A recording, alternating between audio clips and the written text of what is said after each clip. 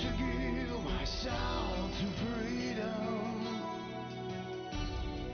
and see what is there beyond. From winter sleepless kingdom, I plead and cut the bond. Cut the bond.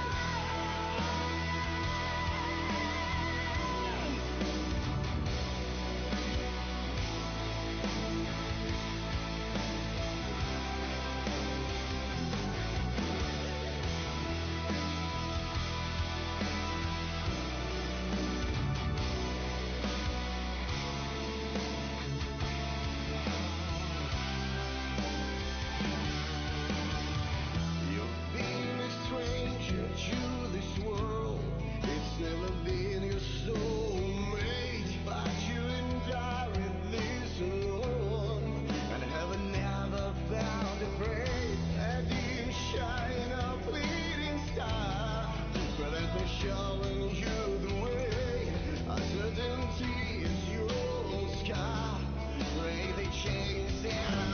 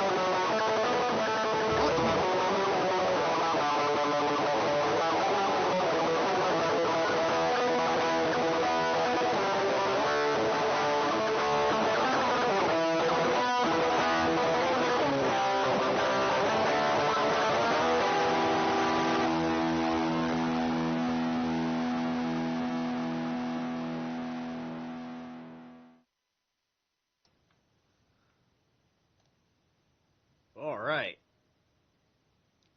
And boom, there we are. What's good, guys? Zerlaf Immortal, and I know that this is almost rudely too abrupt. Not even an hour practically of time. I kind of made it an hour by saying 10:15.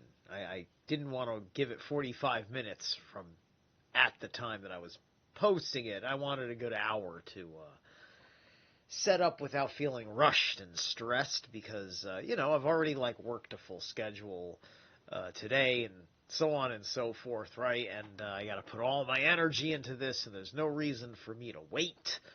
And it's a full moon, so this is my howling time. And yesterday, I don't know about you guys, I've been talking about it a little bit here and there, man, but dude, I've been feeling this full moon. Woo, if I've been feeling this full moon, right?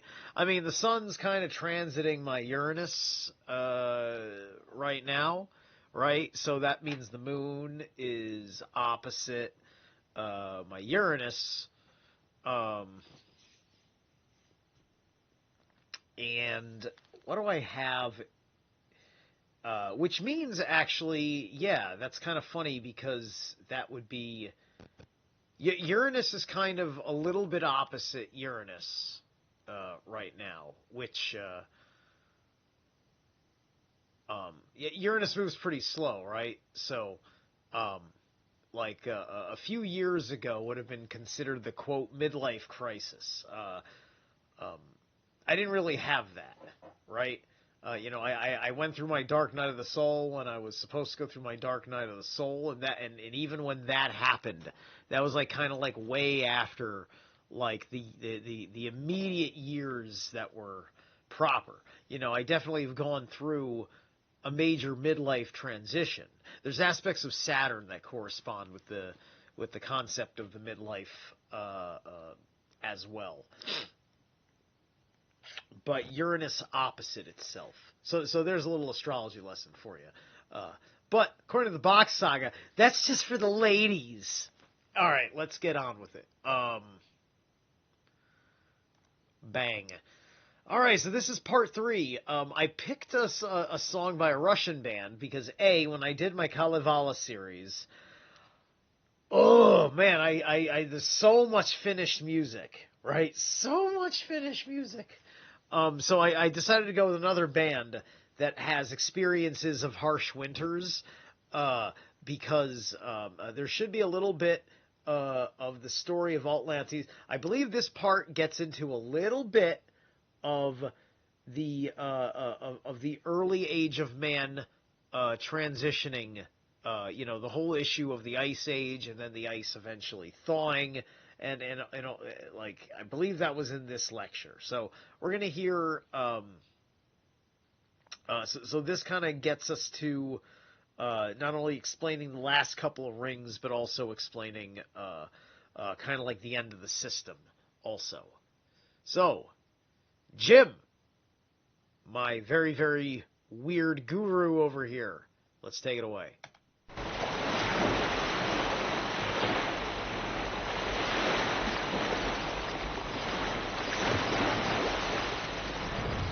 And one day the men, we stopped to offer. And when we did, the first, what we call Ragnarok, happened. The first destruction. They knew there would be 3 destructions. The first destruction of this planet happened. We stopped to offer. It's in the Bible where it says, when man turned his face away from the God. And when we did, this planet started to fall over. And in 3 months and 90 days, the planet now went from this spinning in harmony, this planet started to fall over. And the sea evaporated up to the top of the ball and the bottom, and the ice came down, and the ice age began. We lost the paradise. The man didn't offer anymore to the All-Father. And this brings us to the Ice Age, which I'll start. There's one thing else I'd like to say before I leave the paradise. These people, they lived according to 8 powers. Before the religion, we lived according to nature powers. And these 8 powers, they go like this. Hell Bock, E, Uden, Ra, Tur, Frey, Freya. Hell, because we come from hell. Hell is the North Pole. Hell is where Helsinki is today. Hell is home. Hell, Bock. Bock, because we come from the Bock family. E, because we come from the E of the Bock. Hell, Bock, E. Uden. Uden is the sun. Uden is the ring. It's the fourth power. It's the force. Hell, Bock, E. Uden, Ra. Ra is in the sperm. Ra. And something about Uden being the fourth power, right? It's like the order of these powers matter, and the sun, if I'm recalling my studies properly, is directly connected to basically the fourth dimension, right? The sun has like has a certain relationship to it that I don't fully understand yet, but it is my understanding about that. And so that's in some of the more metaphysical things that I'm not super qualified for. I just want you guys to know it, because I know that I know it, and that's why I'm here. As in the moon, Ra is the king. Helbach, E, Uden, Ra, Tur. Tur is the sixth power, and now I'm going to explain the Tur. Seventh power is Frey, masculine, and the eighth power is Freya. The infinity is the female, the eighth power. But before we go to this next part of the story, I want to explain this Tur, because Tur is what this story is based around. It's the sound T, U, air, or T-O-R in English, Tur. Like create, Tur. Create means to make, and Tur is Tur, so maybe if we can create Tur, maybe that's how we get out of this mess we're in. And I'll explain Tur now. Very small explanation. Backwards, T-U, air. Backwards, air, U, te, root. So the root, from the root, we get the Tur. And Tur, for the man, this is the man's Tur. It's his Tur's hammer, they call it. Every man has one Tur.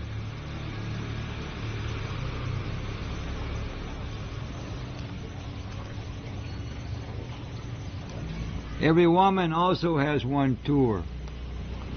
Her Tur is called Kli Tur Ri Es. And Kli, in root language, Kli means to scratch or tickle. Tur is her Tur inside, her Tur. Also, Klit, Lit means light, or Lit also means little. So the woman has a little Tur, full of light, the Klit. So she Kli, her Tur, she can re means again and again and again, and Es means the sun. So if a woman, if she Kli her Tur, she can re the sun in her eyes. Kli Tur re Es. And for man, this is his Tur. So this story is about Tur. And Tur, the symbol for the Tur is the X. And X is your best friend, your heart friend, is your Tur friend. So when you say this, you're saying this is your best friend. And you can only have one Tur friend at a time. And every child at 7 years old got their first Tur friend. And Tur is where Thursday comes from. Tours Day, Tours Dog. So on Tours Day, you go touring around with your Tur friend, your best friend. We're all born with certain nature gifts. And at 7 years old, each girl had to have one girl as her Tur friend. because a girl can speak to another girl about things that she can't speak to about her tour. And we had to have a guy as our tour friends because I needed a tour friend to talk about my tour, a masculine. So women had tour friends, heart friends, and men, we had heart friends. And Tours Day is Tours Day, Thursday. And let's say my friend Elvis here, we're two small boys, 7 years old, and I looked at him, and this guy, he can just pick up musical instruments. Few hours, he's making something nice come out of him. I mean, it's got a nature gift that he has some kind of... Odin gave him... We're all born with nature gifts. And gosh, I would love to be able to play music instruments like him, but it's not my gift. But he looks over to me and he sees Jim has perfect pitch. I can sing. And God, he'd love to sing, but that wasn't the nature gift he got. He can play, but he can't sing.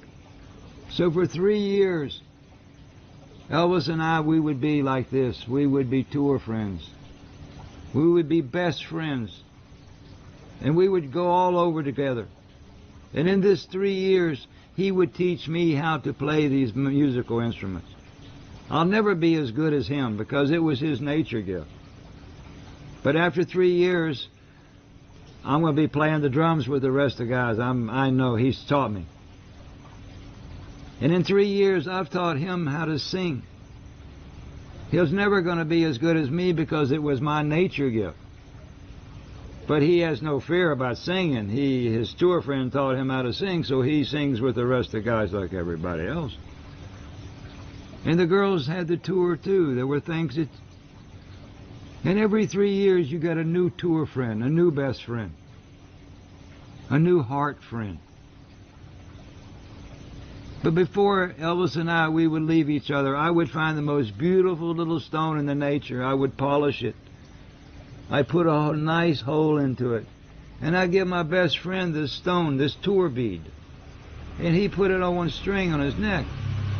And he the same. He found the most beautiful stone because I'm his best friend. And he polished the most beautiful stone and he put a hole in it and he gave it to me. And every 3 years you got a new best friend, trading the nature gifts. So every 3 years a new, and by the time I'm 70, 80, 90 years old, I may have 20, 25 of these stones. Each one representing a very, very close friend that I had in my life, who I traded my nature gifts and got their nature gift. So as we got older in this tour system, we became more and more and more and more, instead of less and less and less and less. You know, I'll say right now, like, that is what I would call, like, a very primordial social credit system. That's really how that reads to me when I think about it, right? Like, what is it like this, like, you've got, like, a piece of jewelry that is, like, the vanity of, like, how well you kept up your 3-year tour friend regiment, right? See, there's a positive and a dark side that I can see in all of this, right? And I don't believe that the intentions of even Eeyore Bock himself was to say, let's get back to all of this, right? I think that you just get that sense because when you are such a storyteller, you're kind of there, right? And the there-ness of it has a certain swell of contextual emotion, right? It's trying to explain, like, the whole of how things work, and it's not quite, this isn't getting into, like, the details of, like, when something goes wrong, right? It's just showing you what it's like on the days where it worked right. Because just like America's really fucked up, but most days it's kind of all right working within the fucked up construct, right? You can imagine it that way. That's my imagination when I'm hearing this, right? Because I think that probably there is missing context that society was starting to come into an unhealthy state of mind for not trying some new organizing principles, right? And so things had to be violently shaken up because we turned our face away from God in the process, right? And I forget if he explains precisely why we were turning our faces from God, but this social credit thing is a little bit a part of that, right? Because he's going into this whole explanation of the Tor and the Tor friend system as a precursor to getting into the Tor ring of power and explaining what's going on with it. And Tor is Thor and Donar and all that stuff. Okay, so there's a certain particular context to God as the god Thor, right? And you can think of Thor as a deity that, like, yes, this is all the stuff they kind of personificationally does to teach us things and to show us his character and all that stuff, but like how does he function in an ordinary time, right? Like your Thor stories are largely extraordinary. He's got to go fight a big snake. He's got to go fucking wrestle grandma. It's all these scenarios, all these wild scenarios. What is but that's just like, you need a wild scenario to have your guy. Like, no, there's other fucking things. There's other fucking things, because Thor's kind of got that big brother feeling behind him, right? That's a part of the point of the way he's depicted in personification. Like this big bodyguard who's around you, right? Who, at the very least, won't fight your battles, but at least he will fight the battles that are fighting you, right? It's just like as long as you're chill with him, right? Like, you go off on your own, he can't protect you, right? So, do you stand by your friend? Do you support your friend? Do we support our friends? Do some people that used to be my friends understand what it means to be support? You see, this is why. Primordially, I knew. And you know what? I knew that motherfucker about 3 years, too. So there's a fucking notch. There's a fucking notch right there. So there, I'm wearing one. There's one. That's one. Oh, fuck that guy. Anyway.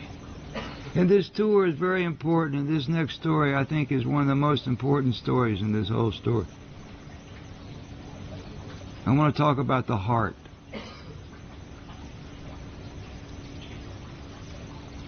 This Valentine candy box, this symbol of Cupid, this love guy with the bow and arrow, which is not killing anybody, it means fertility. So the bow and arrow was a fertility symbol. So we have this design of this heart. They say the heart is the most sensitive place of the body. They say the heart is where love comes from. In the English, we say the heart is in the center, the heart of the matter, the heart of the tree. But this pump up here at 11 o'clock is not in the center. You can take this heart out, put a plastic, and still love somebody. So our love doesn't come from this pump. So, poor Jim didn't quite... this was made before Mandela effects, right? This is when everybody believed the heart was at 11 o'clock, right? Now, the heart is in the center. Other than that, his point still stands about this in all the other etymological context. It doesn't look anything like a heart. It's not that sensitive. They say your heart's the most sensitive place of your body.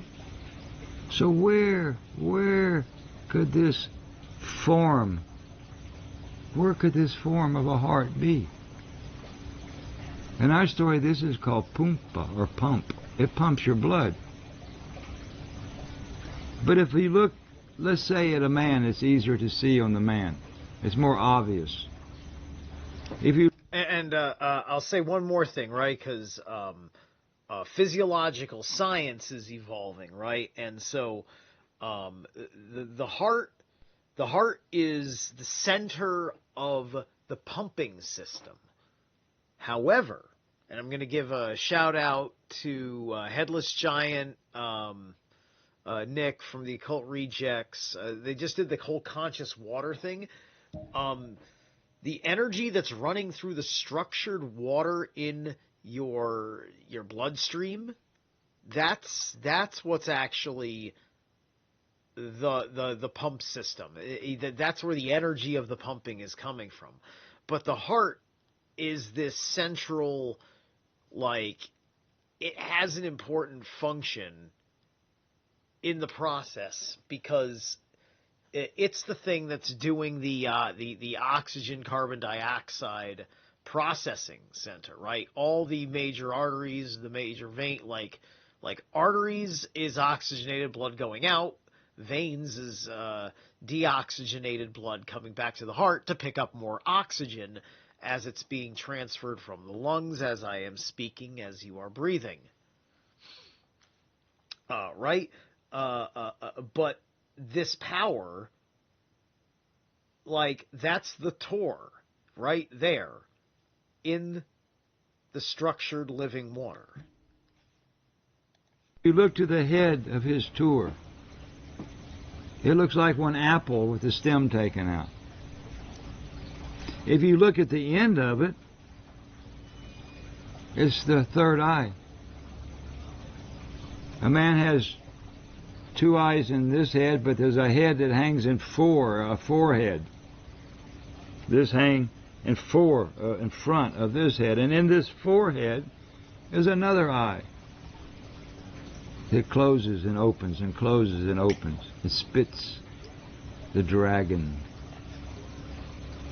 This is the third eye of Shiva. There's no third eye up here. That's my forehead, but this is my forehead. And if you look at this guy when he's standing up and he's really... So the reason why this is linguistically a good point, right, and why the words are so very different for what we call those things in Sanskrit and such,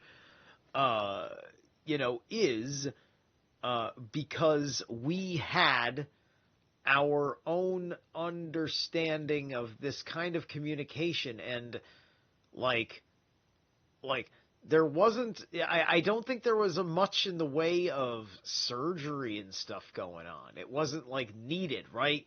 Because with the Paradise system, it probably wasn't, you probably weren't getting, it probably wasn't that bad. You're probably like superhuman type of bodies. And you had so much like safety mechanisms in the world or something, right? It's kind of like, like Avatar, where like, you're in the cool, safe part of the jungle and the leaves are falling on you. It's still dangerous, but you're just that damn good, right? So you don't know, like, you don't have a device that tells you, like, the stuff in your head is kind of like this inner eye, right? And you would call, likely, if the pineal gland is in the Bock Saga, it's probably not likened to an eye. And then it's going to connect to some other mythology. That's always what happens with the Bock Saga, right? This, this 8-ring, this 8 Powers series, right? It's only explaining, it's telling you the long story as context for explaining how that ring of power works, right? Then there's a different story for a different way that you tell the history, right? So, anyway, I'm making these points, right? Because this is an old video, right? And, he's trying to tell a story as a person to other people, if he's talking to people that only know so many things, or you're talking to a broad general audience, you don't want to lose them on a bunch of basic bullshit and they can't hear the rest of the fucking story, right? Because this story would have been told differently with different reference points if we were using different rhetoric and vernacular and didn't know so many damn things in the world, right? If Eeyore was out there telling his shit, he wouldn't have had even the knowledge of having found Lemminkainen Temple to work with anything, right? That's what Eeyore's grandfather, would have been dealing with. On top of it being this paranoid Christian world that, just seems to have a terrified eye out for someone who may be practicing ways that we don't understand. Anyway. Really like thinking about love now. And he look in the mirror, the bottom of his decoration is shaped like one heart. And this is the most sensitive place of the body for the man. It's his love, it's his heart. Thousands and thousands of books about the heart, and everybody covers their pump, and everybody talks about the heart. But this ain't the heart. There's no love that comes from this. When I see someone who attracts me, it goes through my brain, and now there's one flash that goes down through the chakra, and now the heart becomes heart. It has nothing to do with the pump. This has nothing to do with love. And the connection between the brain and the heart, in root language they call the brain yarna, and they call the heart yarta. Yarna, the knowledge, and yarta, the tour. So, in a woman, she has the same thing. She has her little clitour in the bottom. The top is one apple. The end.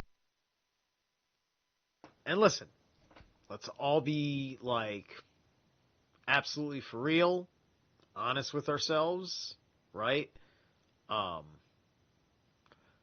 You're not going off and thinking about the relationship connections, just like that under,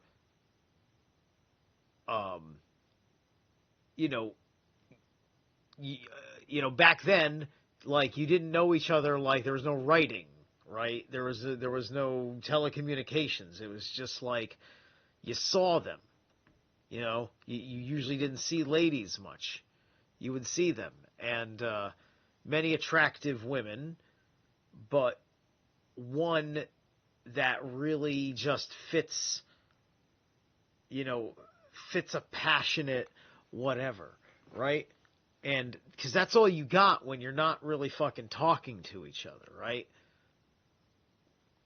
So, this language makes sense in a world where you got to remember, the men and the women were separated for I don't know how,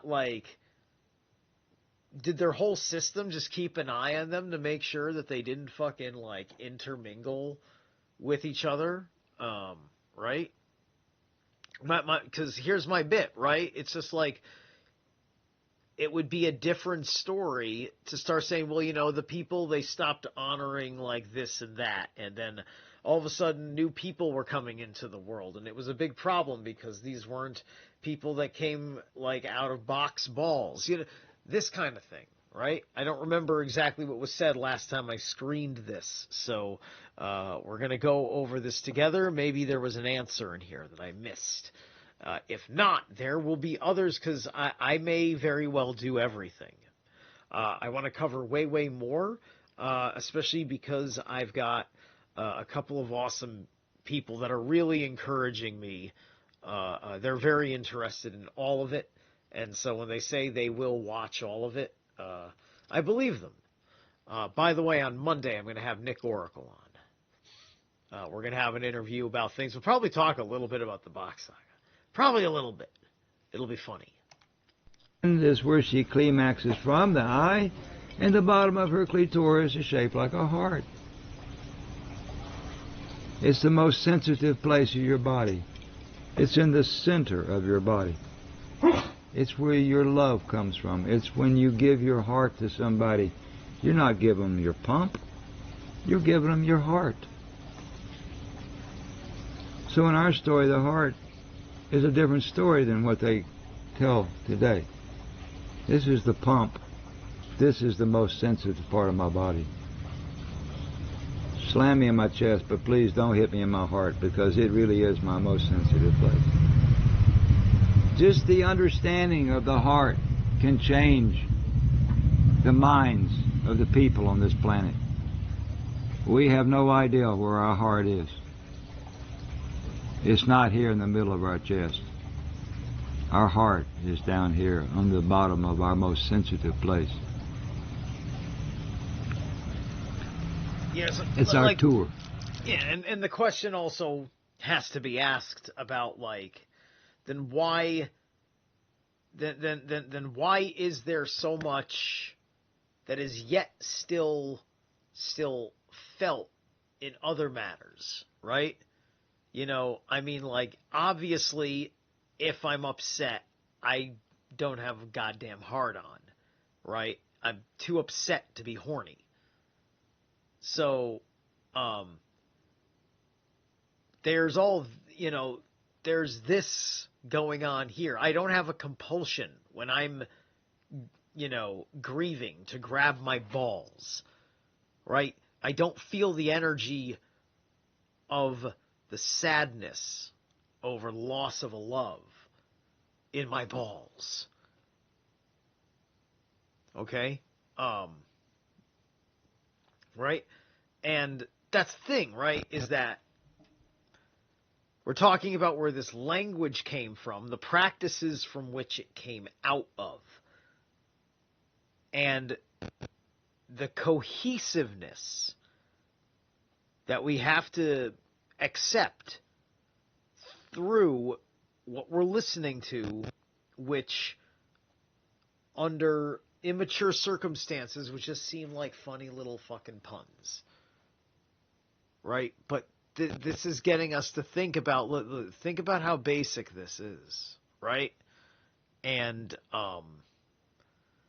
there's a reason why we've been riddled with fucking sexual innuendo and euphemisms everywhere in our effing culture, right? And it's something in our unconscious that is getting unburied through the dark side first of all of these words, perverted double usages, kind of just like being exploited by people who do low magic, basically.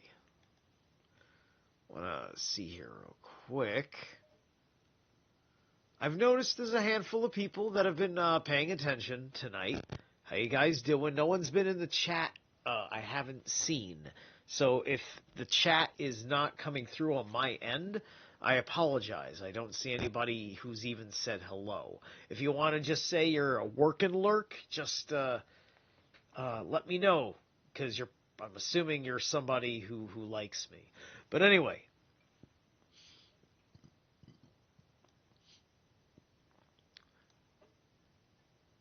So it is also just very interesting to come back to this more and more, to re-tap the well of questions about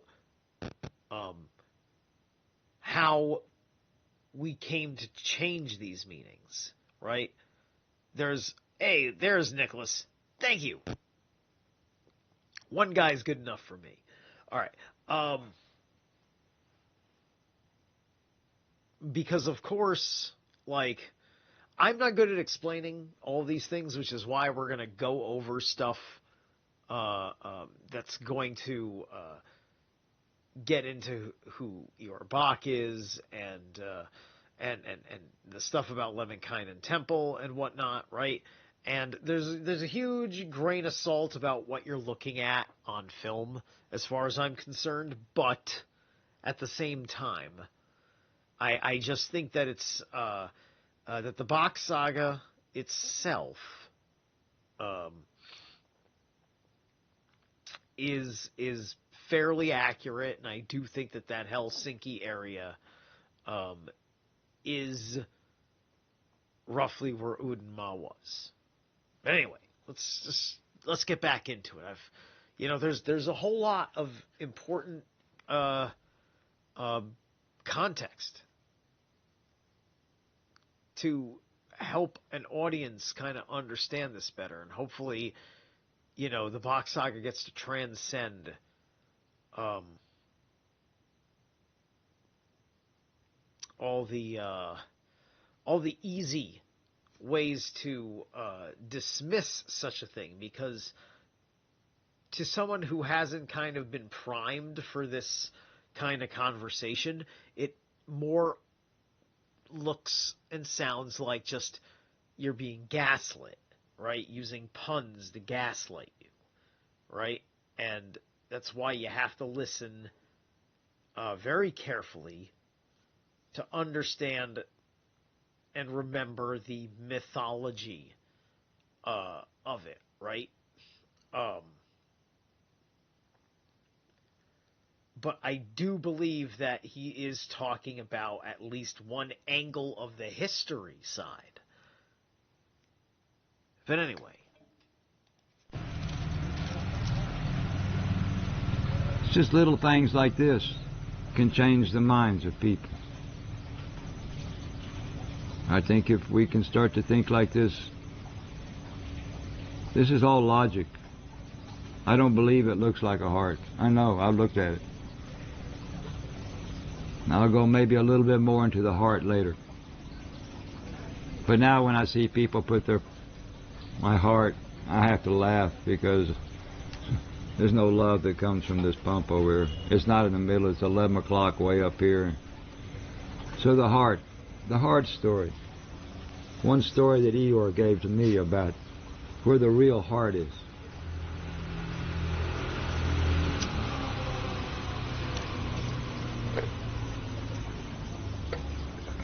Are we still going? Yeah. Yep. I'm going to leave the paradise, and now we're going to start to come into a really kind of a nice part of the story. This next part of the story is called Atlantis. Atlantis, which we call Atlantis. Alt means all the, Lan means land, and East means ice in root language. All land, ice. Atlantis.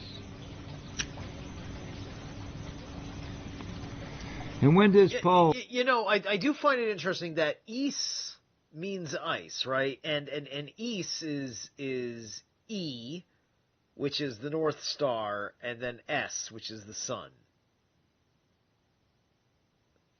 Right? So...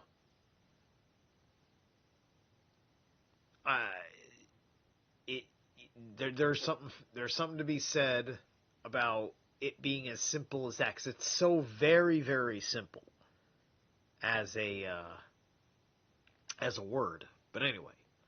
Oh. When it fell over, this happened 50,010,030 years ago.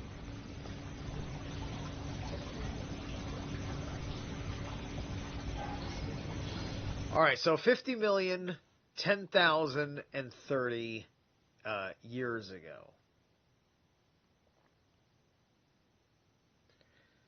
Okay, that means I was wrong about where I understood an aspect of the history that was mentioned before with the 900,000. Unless I think what it was is that civilization was like everything that you heard up until this point for 900,000 some odd years. Then this amount of 50 million years ago, Ice Age happened within 90 days. And where hell was before, it slowly, over 3 months, the planet fell over. The sea evaporated up, the top and the bottom, and the east, the ice came down. And the whole top of the planet is covered in kilometers and kilometers of ice, and the bottom is covered with kilometers. And the Ice Age begins. 50 million, 10,000, and 30 years ago, on the 24th of July, the Ragnarok Day, called Christina Day. And when this ice came down the top and the bottom... So, I want to know how we were tracking a 24th of July, right? Like, he's probably saying 24th of July because he doesn't want to get into the calendar system, but he just probably wants to convey the point that it was, roughly when the sun was in the same point in the sky that you would expect to see it in the month of July, right? This kind of thing, right? That's me wondering, right? That's me wondering how that works, because like this is the way that you kind of have to tell the Bock Saga when you're doing it in certain manners, right? And then you go and you can say, like, yeah, you remember when I mentioned that? Well, okay, so I said it was July for X, Y, and Z reasons. Here's the real thing, right? Because you can end up just confusing people and have far too many tangents, right? And nothing he is doing is tangential, right? He tells you, I got to give you this specific story to give you that specific story. And he may say, like, one thing that is parallel to it, and then he'll say, like, that'll be for another time, and then he gets back on track, right? So there are so many branches on a single thing that you're talking about with the Bock Saga that has to go that way just because there are so many other critical events. Because it's like, imagine if back in the day, one family had all the proper news of the world, and then that one proper family just kept an oral record through their sisterhood, right? Because this is the Bene Gesserit witches, which I forget their name. He talks about them in part 2. I'm forgetting their name off the top of my head, but those ladies, right? They do the whole information network across the world, going down all the rings and bringing all that information back up to Ra and Maya, right? And so that makes so much goddamn sense to me, it hurts my feelings. But anyway. It formed one ice cap on the very top. And all northern Europe, Northern America, North India, all this top, Russia, Sweden, Finland, all became under ice, all the way down to the Pyrenees Mountains, all the way down to Texas. And on the whole top of the ball, everybody froze to death. There's not so much land on the bottom. There's just a little Australia, a little Africa down there, a little South America. So not much happened down there. But this whole top of the planet, kilometers of ice, and all the people on the top of the ball, they froze. 90 days, 3 months, it slowly tilted 23 degrees. And these people who lived in hell, now something really incredible happened. As this planet had tilted over, we get a new North Pole. The real pole is still over here, and this island is still there. It's in front of Helsinki. That's the true North Pole today. But now we call this ice on top, we call this the North Pole because it's straight up. But there's no pole going there. The pole's over here. And as this ice cap formed on the top from this ice, there's some warm water that comes from the Gulf of Mexico. It's called the Gulf Stream. And this warm water comes up now. And so this Gulf Stream stuff that he's talking about, there's lots of records, from various models that have been tested about how the waters moved during these times, and so there's validation about this Gulf Stream that makes this environment possible, because now he's explaining the creation of Altland-Is, and Altland-Is is literally like remember, there's a Ragnarok, right? Here's the bit with the Ragnarok, right? In the prophecy, the Ragnarok, there's Leilif and Leaf or whatever. They preserve the two humans, right? The male and the female, right? To start the human race again when the ice thaws at the end of the war. This is what happens, right? So this is all of our primordial events that we build our mythologies on, and most of us get hung up on our mythology from the cataclysm setup, right? You get kind of like creation, then you kind of like get like there was this cool golden age, and then you get like things were starting to get really ugly, and then all hell broke loose, right? And the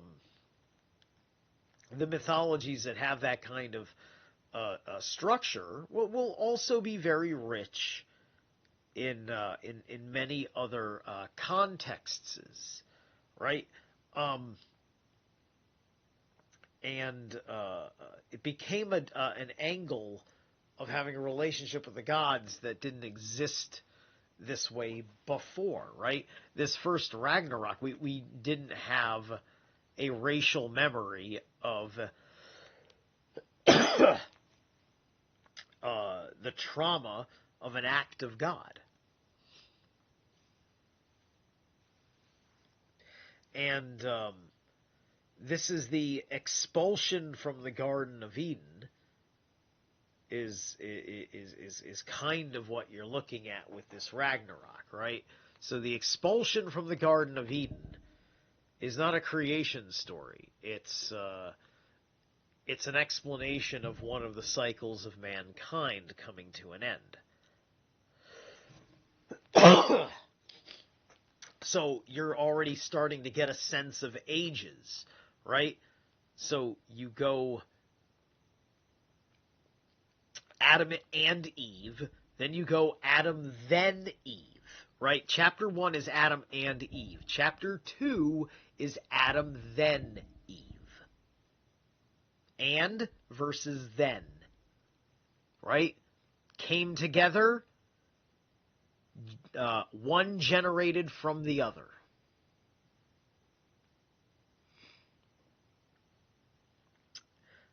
Then, after a spurt where everything's fucking perfect, mankind, decides to push the boundaries, because really it was just an aspect of their inner authority. And, if you want to get allegorical about it, right? There are other depths in which the serpent mythos is serving a very, very different purpose. some of it is lies, some of it is true. Excuse me. Which just is why we have the general relationship with reptile types that can be good, but we have so many bad examples, like Satan's dragon and all that bullshit, which is the dragon of Satan, like that's just a ripoff of Ozzy Dahaka. You gotta look into Zoroastrianism to know a little bit about that. But anyway. Next to England, still today, they have palm trees in the south of England. And this warm water was coming up to Mexico, and it had always gone over the top of the planet. But now, as it hit this ice cap, this warm water couldn't go over anymore, because the whole top of the planet's covered in ice. The warm water couldn't turn around and go back to Mexico because there's more warm water coming behind it. It's a current of warm water coming out from the south, from the tropics. So this warm water came up to this ice, it couldn't go back to Mexico. So it followed the coast of England down to the coast of Germany, went straight into the Gulf of Finland, to where Helsinki is today. And there this warm water came into the Gulf of Finland, went to where Leningrad, where St. Petersburg is today. And there it couldn't go anymore, so it turned back on itself and made one rosette. And this warm water came right to the North Pole. And this ice, as it came down, it melted and created one hole in the ice at the old North Pole. One ring of ice, kilometer walls around it. But there in the middle was this warm water keeping this Gulf of Finland free of ice. And these people, this Bock family, these Oz people, they didn't freeze. But now they don't have 24-hour sun running around banana papaya. Now they have 6 months of dark, freezing cold as the poles like this. And 6 months of beautiful sunshine shining into the hole in the summertime. But now we get seasons. Now we get arctical times. And these Bock family, now they have to start to live very, very different, because now all the lands are ice. England, Scotland, Ireland, Saxon land, Switzerland, Frankenland. Russia was called Rusland, Finland, Greenland, Svealand, Norland, and all these lands were covered with ice. All the lands were ice. I think when he was saying Schwaland, I think that's the same, like I was talking about Schwaben, like I was making the new Schwaben joke when he talked about the swastika. So, the swastika, which is called that in Sanskrit or Hindi or whatever, it's we also have the etymological link to Schwabenland. So, Hitler is appealing to the Schwabenland, so the swastika for Schwabenland to be Schwab, to be suave. If you're gonna be the prettiest angel who fell from heaven, etc., etc., etc.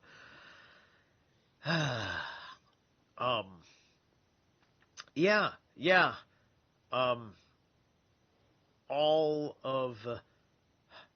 There's a very, very, very small context, a very narrow context in which specifically the moniker of Lucifer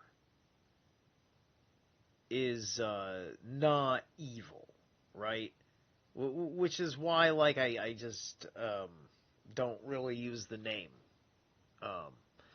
because there's very little context in which I like to use the name. I'd much rather, speak about, I'd rather call him Prometheus or Phosphorus, because that's earlier incarnations in the first place. And I have to really become more knowledgeable about how the Latin story conveys it, right? Because the problem is that, like, I don't know Roman mythology as well as I know Greek mythology, and for all we know, the Greek mythology that we think we know may have been slanted by the Romans like everything else.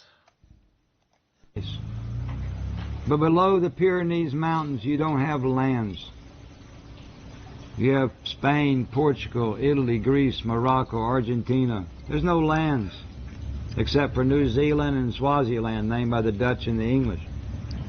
So all the lands froze.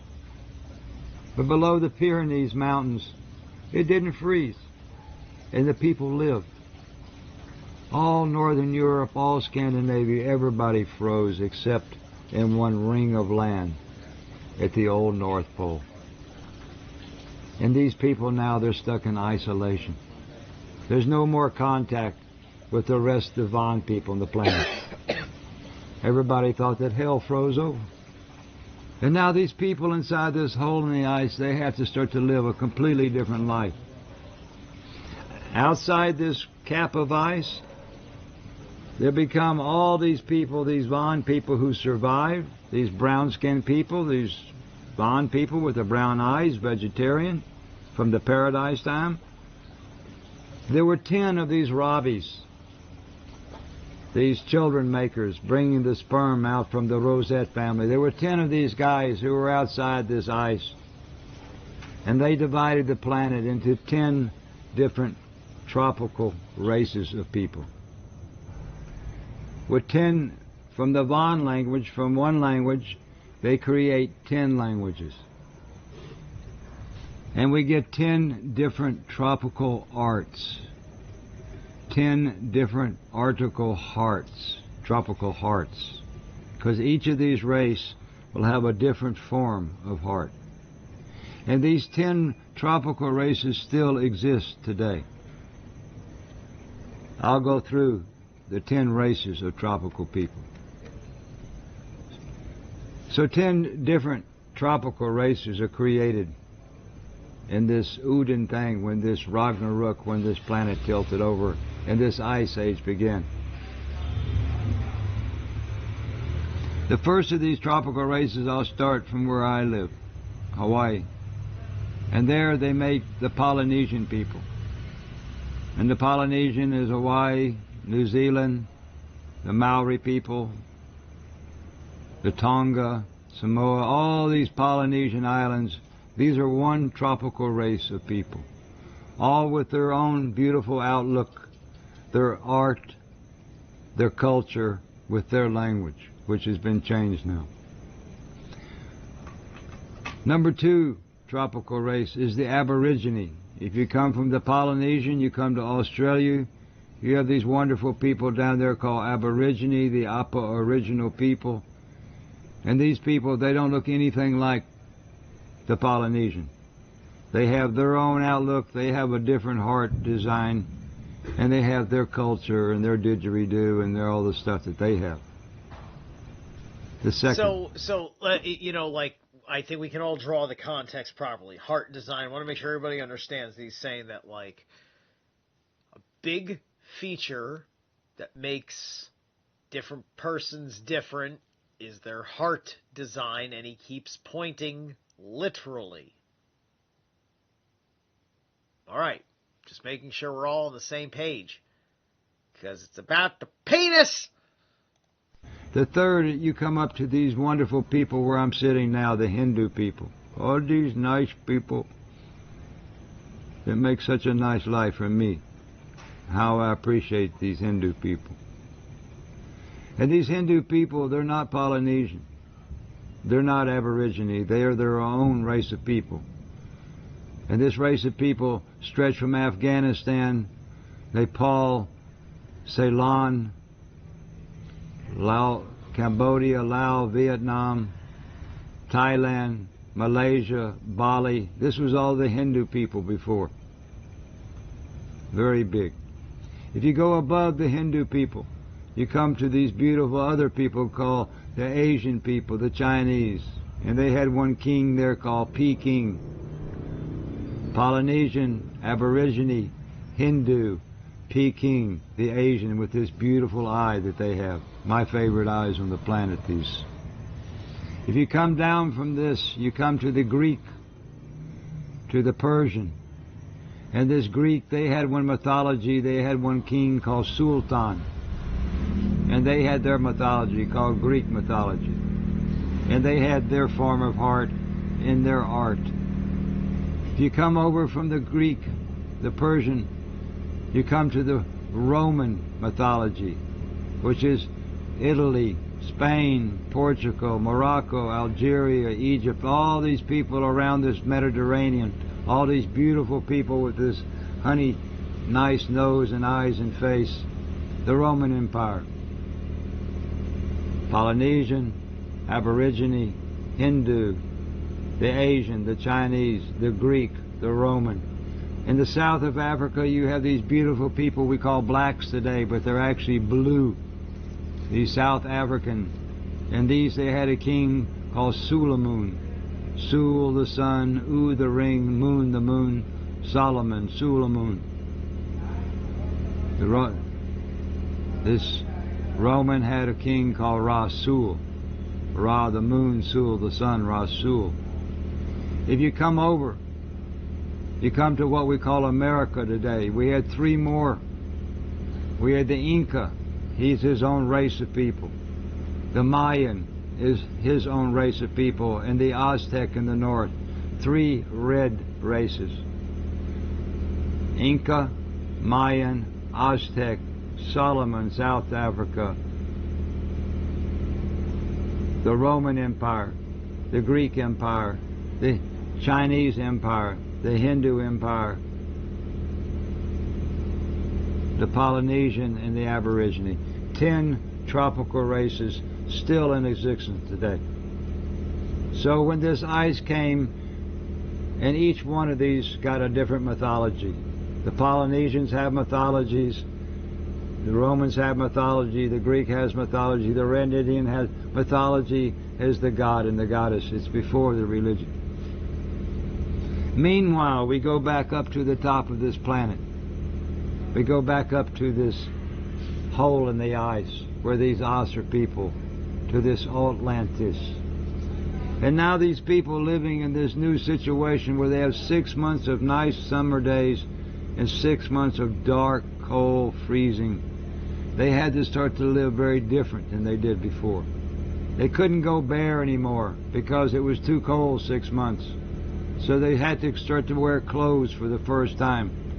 They started to wear bearskin on their bare body. They needed to grow food to store for the winter. In the tropical lands, you don't need to store the food. But in this article, you have 6 months that you can grow food and store. So they started agriculture for the first time. We had no really agriculture in the paradise. And there they made 4 grains. The wheat, the barley, the rye, and the oats. And they could grow these wheats, they could grow different things in the summertime, and they could store them so they had food to live in this dark. They also needed a new tree because these palm trees, they didn't grow so good in this ice. So from the palm tree, they started to create evergreen trees. So these evergreen trees, they're created by man for the Arctic because they could grow very quickly and they needed much wood to burn in this period of time. These people also had to start eating meat for the first time. We'd never eaten meat before. But now these people in this article, they had to eat meat. The tropics, you didn't have to eat the meat. The only animal before the ice time was the goat that had the clove hoof. And this family, since the goat was the symbolic for their family, they had no feeling to eat this goat. So they started to create new animals, man-made, article, domestical animals. And from the goat, they made the cow, the sheep, and the pig. From the wolf, they made the dog. From the dove, they made the pigeon. So these animals, from the peacock, They made the chicken. And all these animals, they're animals that live with the people. They're domestic animals. You can keep them in a barn in the winter and they can live, and they can come out in the spring. If you take a tropical animal from down here and you put him into the barn up in they will die. So these are special animals, and they live with the people. They also had one elephant that they domesticated, and they kept it, and it became an article elephant called the mastodon or the mammoth. So these people in hell, they started a new article animal. They started agriculture. They started article trees. They made up our games: chess, checkers, backgammon, Bock gammon, the game of the Bock. The cards. You have a card, 52 cards in a deck, 52 weeks in a year. Each suit has 13 cards. There's 13 weeks to each season. So this whole card system is built on now this 4 season. In the tropics, you only have one tropical season. But now in this article, they had 4 seasons. These people did many... I'm wondering now, considering the cow came from here and all that, like, does that mean the horse came from the goat? It would make sense. It would make a whole lot of sense. Many things inside this hole in the ice. But they lived there for 50 million years, this Bock family, continuing this story, passing this down, keeping this immune system, keeping this honeymoon, keeping this baptism system. Honeymoon's over, sweetheart. 50 million years they live inside this hole in the ice. But 10,030 years ago, something starts to happen. This warm water that had come up from the Gulf of Mexico, that had been rerouted and gone into this Baltic Sea, into this Gulf of Finland, that had saved them in the beginning. It's called one Uden thing. Now this warm water over this long period of time has started to cut through the ice at the top of the planet. And as this warm water started to go over the top of the planet, these glaciers up in the Scandinavia, up in the Russia, all these ice sheets that had been sitting there for millions of years, now they were cut loose and they all started to slide down. And these people in hell, they understood that now they had to come out, because these glaciers were going to destroy hell for the second time. The second Ragnarok was going to happen. These people knew there would be 3 destructions of hell. 10,030 years ago, this Bock family, inside this ice, they didn't have 7 daughters and 12 sons. They had 7 daughters and 7 sons, because they weren't making so many people inside this hole in the ice. So 10,030 years ago, 30 people, they take one boat.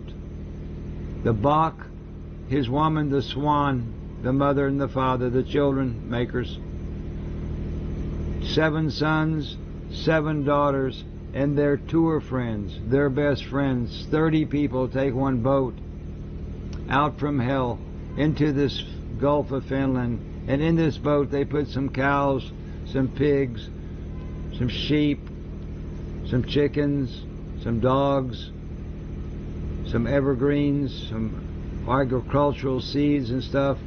And these people, they come out from hell in this boat, and they come to one island called Gotland. Today it's called Gotland. It's one island between Sweden and Finland. And this island wasn't in the glaciers. It wasn't part of the fast land. And this warm water had kept this island free of... And you know, that actually, like maybe I'm not... that might be the Ark, right? Is that Noah's Ark? Any kind of glaciers. And these 30 people, 10,030 years ago, they come over to this island, and there they start to live in these caves up in a place called Visby. And there they make these rune stones. So you can still go to the museum today. You can see these rune stones. And inside these rune stones, they made something called rune script. And So yeah, so he's mentioning that these rune stones are in a museum with an explanation, right? So in the future, I'll be covering that kind of stuff, right? Because this is all like there's a tremendous amount of this story that has verifiable backing, right? Things like where the water table has moved. Um, genetic research that proves that these various groups have the kind of relationship as a family that he's talking about, so on and so forth. And this video was made 10 years ago, and that's not when it was uploaded to this channel. This video is 10 years old. And they made the story of hell. The whole story of hell. If you know how to look into these rune stones, you can see the whole mythology of the Scandinavia inside these rune stones. Eeyore used to explain these to us. These 30 people who came out 10,030 years ago to this island, there was a very big difference between them and the rest of the people living all in the south part of this planet, these 10 tropical races. These 30 people, they had yellow hair, white skin, and blue eyes. We had turned white inside this isolation period. So 10,030 years ago, there were 30 white people living on this planet on one island between Sweden and Finland. And from these 30 white people come the Arctical, a new race of people called Arctical. We have tropical animals, tropical people, and we have Arctical animals and Arctical people, and Arctical vegetation and tropical vegetation. And from these 30 white people with blue eyes and yellow hair and white skin come all Arctical, all blue and green eyes on this planet today. These people, Ra and Bock, and this Bock family, they start to create one new race of people called Arctical people.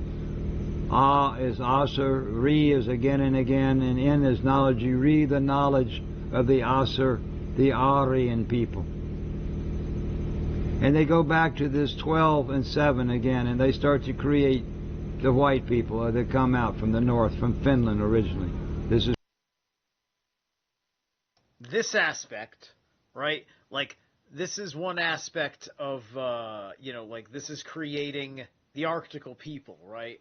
This is a little bit different than what he's going to explain later, which is, like, remember, this is like an expedition. This is like almost like a Hyperborean colony plan, right?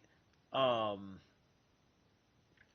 I think that there was a bit of a rebellion because I think that they didn't, that these guys didn't like some of the ideas that were coming from the forefathers later. This is where the Arctical race of people also. About 9,600 years ago, the 10 brothers in the middle, they call them Han-U-Mans. Han is man, U is a ring, and man is man. Ha means to have, N means knowledge, U means a ring, and man is man. So one Han Udens Man, he's one man who ha the knowledge of the ring, one Han Uman. And these 10 brothers, not the first one Ra, not the 12th one Bock, but these 10 brothers in the middle, they come out and they meet with these 10 tropical kings and queens of these 10 tropical races. So the first white man... So, an aspect of it makes sense when people are trying to remember things like a god, right? So, to be the Hanuman, as he explains it, right, you would have to have never broken your, your highest rights, right? So, we're talking about men that are succeeding every day, literally, as the Bock Saga teaches us what it means to succeed, literally, every day. right? So the Bock Saga explains that these people have that kind of level of intelligence by holding on to things like that, even though they're also suffering from the same separation that everything else is being caused by. Man meets his brother after 50 million years. Oh, and I'm sorry, and the other point I wanted to make is that, you know, as we know, Frey and Freya are half monkey, right, on the father's side. And, you know, like, Hanuman is always a, you know, like, there aren't too many, does anybody know of a female primate deity? There aren't many. There aren't many primate deities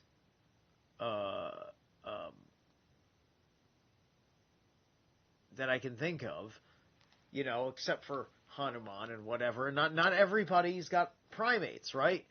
You know, there's no monkeys in the north, right? Monkeys, they need the tropical. And if we are indeed monkeys, then that's our problem, is that we originally needed the tropical, right? It takes a while for guys that aren't Arctical people to adjust to it all, right?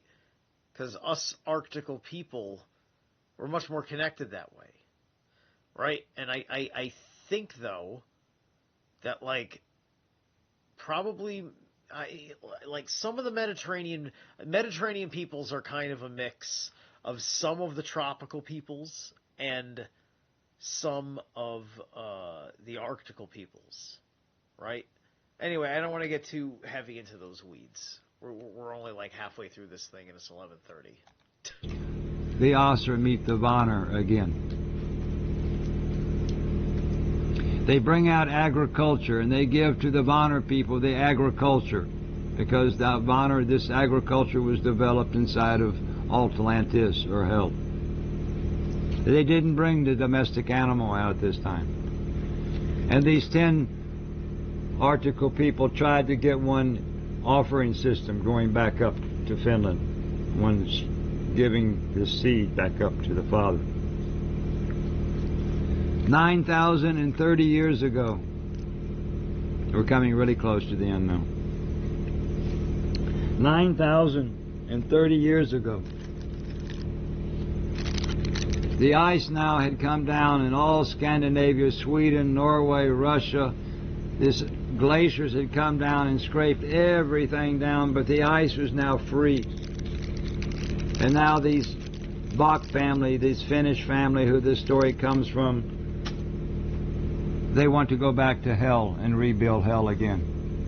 But sometimes in this family, when they're making many, many children, sometimes they have more than 12 sons. They always keep Maya and her 6 sisters. There's 7 sisters who are making the future. But also, sometimes you had a 13th and 14th son. And this 13th and 14th son had no title. They were the 13th and 14th son from the highest family on the planet, but they didn't have a title because it was the father and the 12 sons.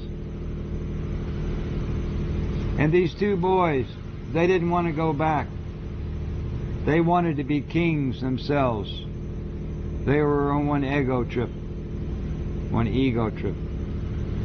And these 2 brothers, one was called Don, and one was called Sven. And they were the V-I, or V-E. V means we. 2 means 2. And kings means kings. We 2 kings. We were the Vikings. And this Don, he goes down to the Danmark. Mark means land in root language. And Don, he goes to Denmark. And from his seed come the Danish, the German, the Swiss, the English, the Belgium, and the Holland, and the England. And from Sven, he goes up to Uppsala in Sweden, And from Swin, he make the Swedish, the Iceland, the Greenland, the Norland, the Irish, and the Scotland. And there's a lot of evidence that backs all of that up in the migration records, right? In the early migration records, and one could see it tracking this way. So you see, like, he's breaking down the origin of why we became different. This is what makes the Bock saga so, like, viscerally real in my mind's eye, is because I can look at that and then, like, let's just say everybody is at least half wrong about everything that happened Ice Age before. I can believe that everything here happening because this is the pre-continuity of our time, right? Because there isn't I think there's a Ragnarok that might have been covered up, which will explain a handful of things, because it's still going to take a while, because you have to get to about 7,000, 6,000 years ago for things to start kicking into gear, where a conceptualization of history that we know, that we officially claim to be that old, pops up on the books. So Scotland and Ireland were under the Swedish king of these Vikings, and the English was under the Danish king. So this problem with them was for a long time before the church came. They had different kings. The Irish and the Scottish, they come from the Viking line of Sven. England comes from the Viking line of Dan, the Denmark. Two kings, we two kings. 9,030 years ago, we get two more article races of people. Bock and you know what? This could be why Thor is called Donar by the Germans, because this Don Viking guy, he probably, on his ego trip, projected his own image to be suggestive that he belongs of status like the 12, right? Like, there are so fascinating the implications, just looking at how, like, these dynamics are bedded out, right?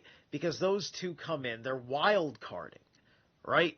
They're not part of the plan. Who are the plan guys? There's all the Hyperboreans. I just like calling them the Hyperboreans, the original, the original bloodline. There's the Ravis that organized the 10 Arctical peoples, and then you've got the your tropical peoples, and you've got the one Arctical people, and then you've got the spin-off, the unofficial side release, the side quest, the side project of Sven and Don, outside of the plan. And that's where I come from, because I have a French Germanic side on my father's side. So, hail Don. And Ra, they go back to hell, and they start to create the original white race of people. And from them, they start to move out to where Russia is. They would go out, and there were these dals, these valleys. They would plant these pine trees, these evergreen trees. They would let these trees grow 50 years, and then they set fire to them. And when these trees burned down, they put the fertilizer in these little valleys so they could grow their potato. So they came out from Helsinki, Finland, from hell. they started to go out over Russia, and now the population, so the Finnish people and the Russian people are the exact same people. They are the oldest white race of people on the planet. Dan made another article race with a different heart, and Sven, he went up and he made another tropical race. So there were 3 article races and 10 tropical races on this planet, still today. And there's a lot of mixed races. There's probably, for the Russian and the Finnish people, there's probably a little bit of a split, right? In just the sense of like perhaps like first generation, like 2/3 of them went this way, 1/3 of them stuck in the Helsinki area, right? You get my idea? I'm part mixed. Most of us are mixed. A lot of us are mixed today. The Vikings, we 2 kings. They're from 9,030 years ago. If we go to about 6,000 years ago, if you bring a line straight from this hole, if you bring it straight down, it's one of these, what we call the meridian or the meridian line. It was the old 0 line. Still on this island today, you can go to this museum that's built by the Russians in the end of the 19th century. If you go up to the 3rd floor, there's a round room straight above the hole in the granite. And there you can stand and you can put 1 foot here and 1 foot there. And you have 1 foot in the east and 1 foot in the west. That place still exists today. I've been many times up in this museum. And straight down from there is the Valhalla, is the hole in the top of the axle of the planet. It's 3 kilometers in front of Helsinki, Finland. If you come straight down on this line, it will come and it will divide one island in the Greek islands called Crete or Creta. And Creta is divided by this meridian line, the old 0 line, the time zone. This Greenwich Village is moved over there in the 18th or 17th century. But the real true 0 line comes from hell, straight down through Hellas. The Os people from hell, Os, hell, Os, the old name for Greek. And it comes straight through Creta or Crete. So Hellas is kind of like Helios, Heliopolis. So Crete, he just said Crete, which makes me think Kratos. We also have Socrates. And half of Crete, if you go to the Crete, you'll see on the east side is the old Greek mythology, Zeus and Pan. On the west side of Creta was the Roman mythology, this Jupiter and Bacchus. Later on, this Jupiter became the St. Peter Church in the Vatican, and later on this Greek, this Zeus, became this Pope over in Constantinople, which I'll come to in a minute. But if you come straight down from hell still today, you'll see one line that divides Crete in half, and that was the division between the east and the west. It comes back around to Hawaii on the other side and comes back up to hell in the back. And that divides the planet in half. If you come this other way, you have a line that goes out from hell that comes over Russia, it comes out over Sweden, Norway, and this is the other line that goes this way. So this planet is divided in 4, but the hole in the top is the very center of these 2 lines, a ring of land at the top of the planet with an X like this or a cross like this. And this is the 4 meridians. 6,000 years ago, there was a problem in this Rasul Sultan, this Greek and this Roman, in a country called Egypt.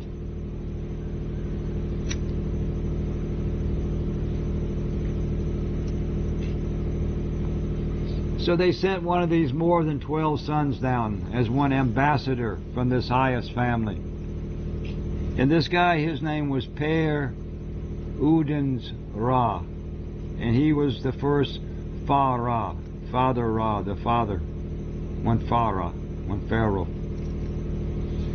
And this guy, he's one white guy with blue eyes, white skin, yellow hair. He's an Arctical guy. And from the Finland, he brings down one mathematical thing called Pi Pyramid,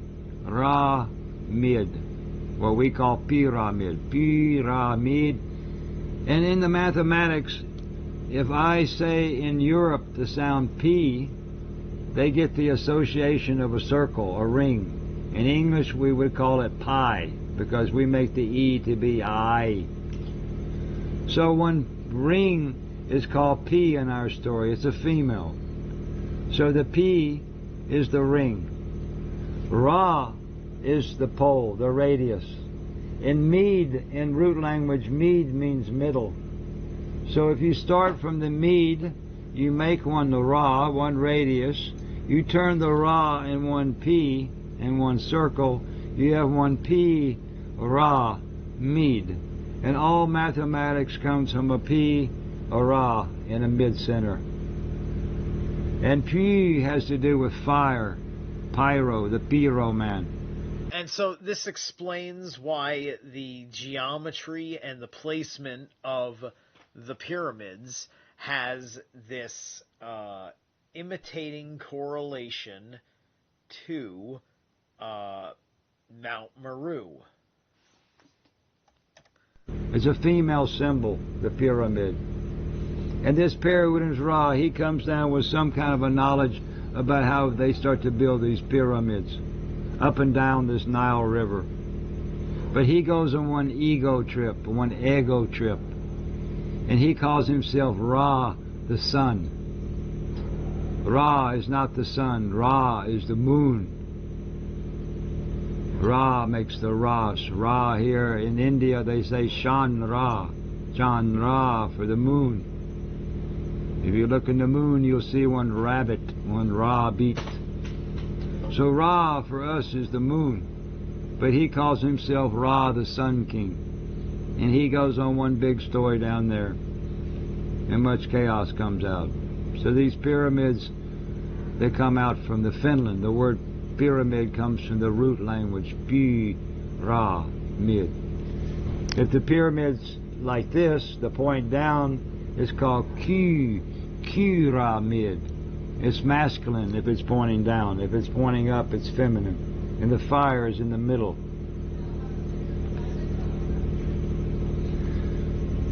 If we go to about 3,800 years ago, we have another jump out from this family. From the highest family on the planet, the Bock family, the family of Bock, the family of good, the God family.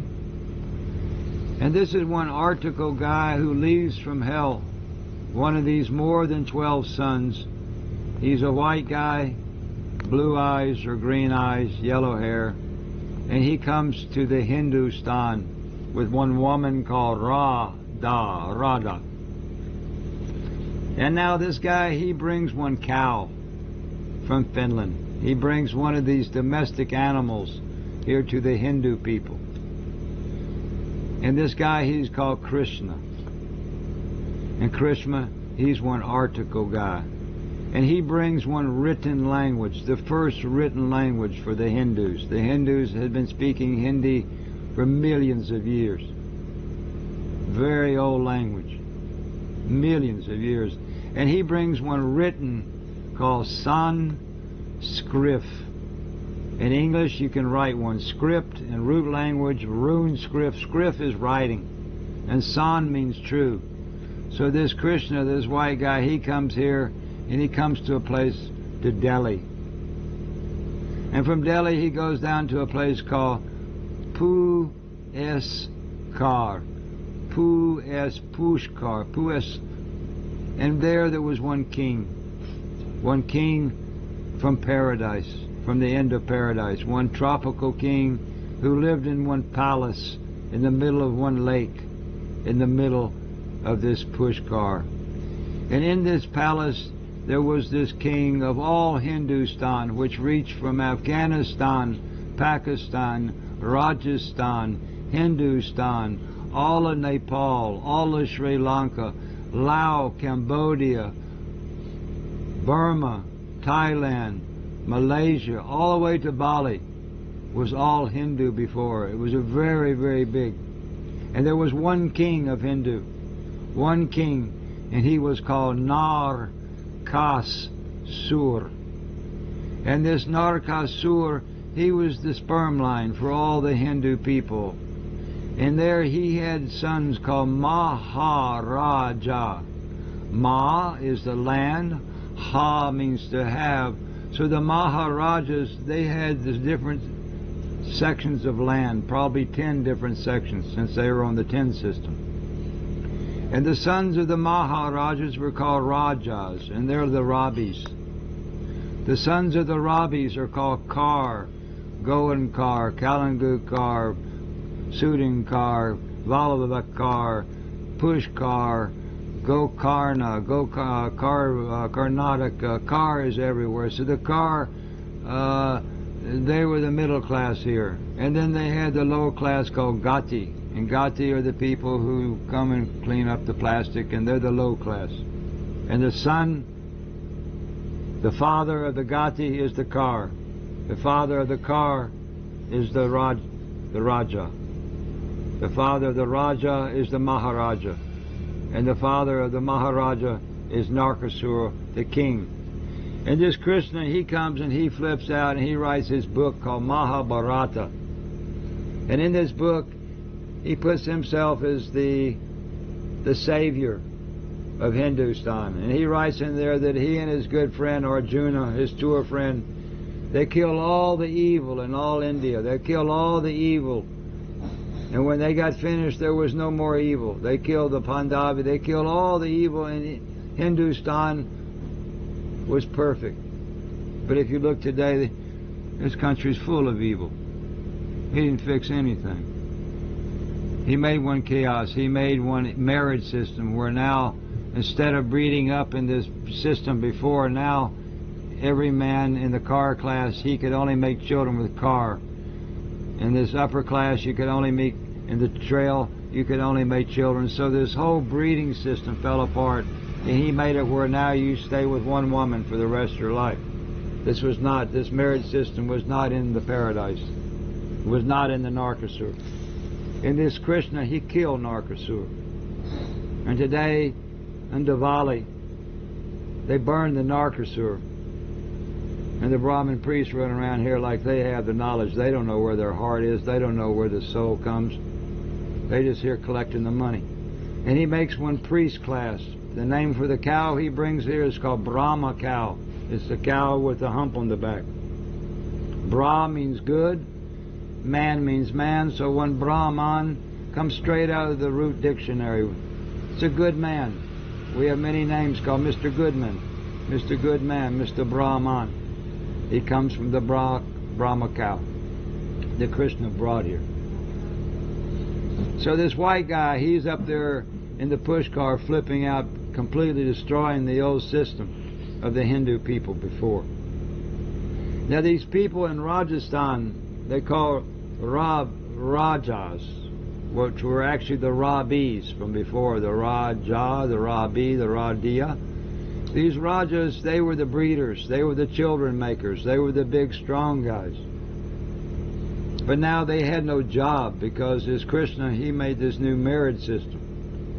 And they didn't know what to do. They couldn't stay here in Rajasthan. Stan means center, the center of the Rajas.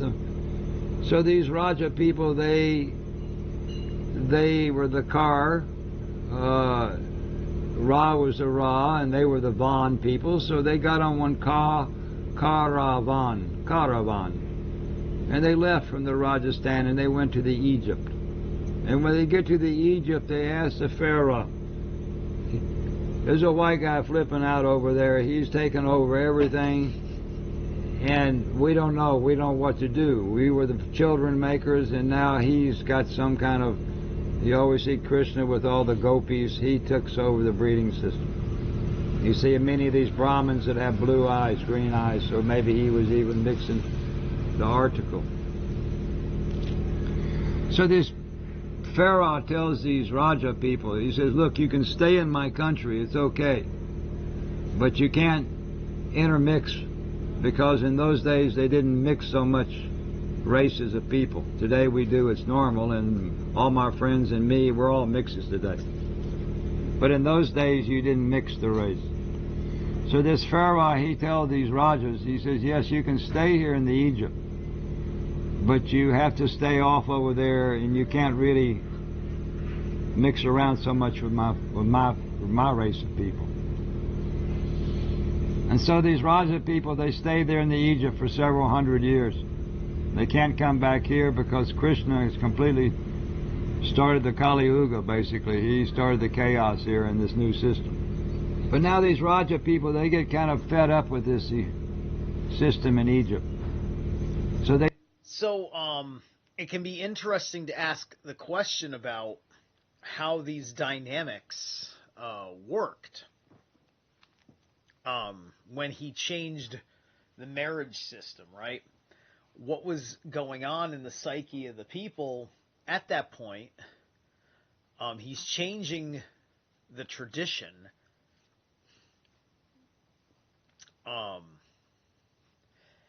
And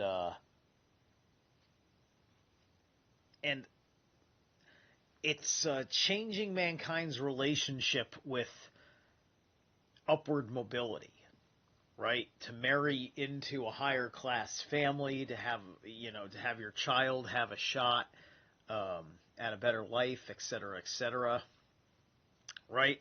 To have the marriage system locked into the caste system like that.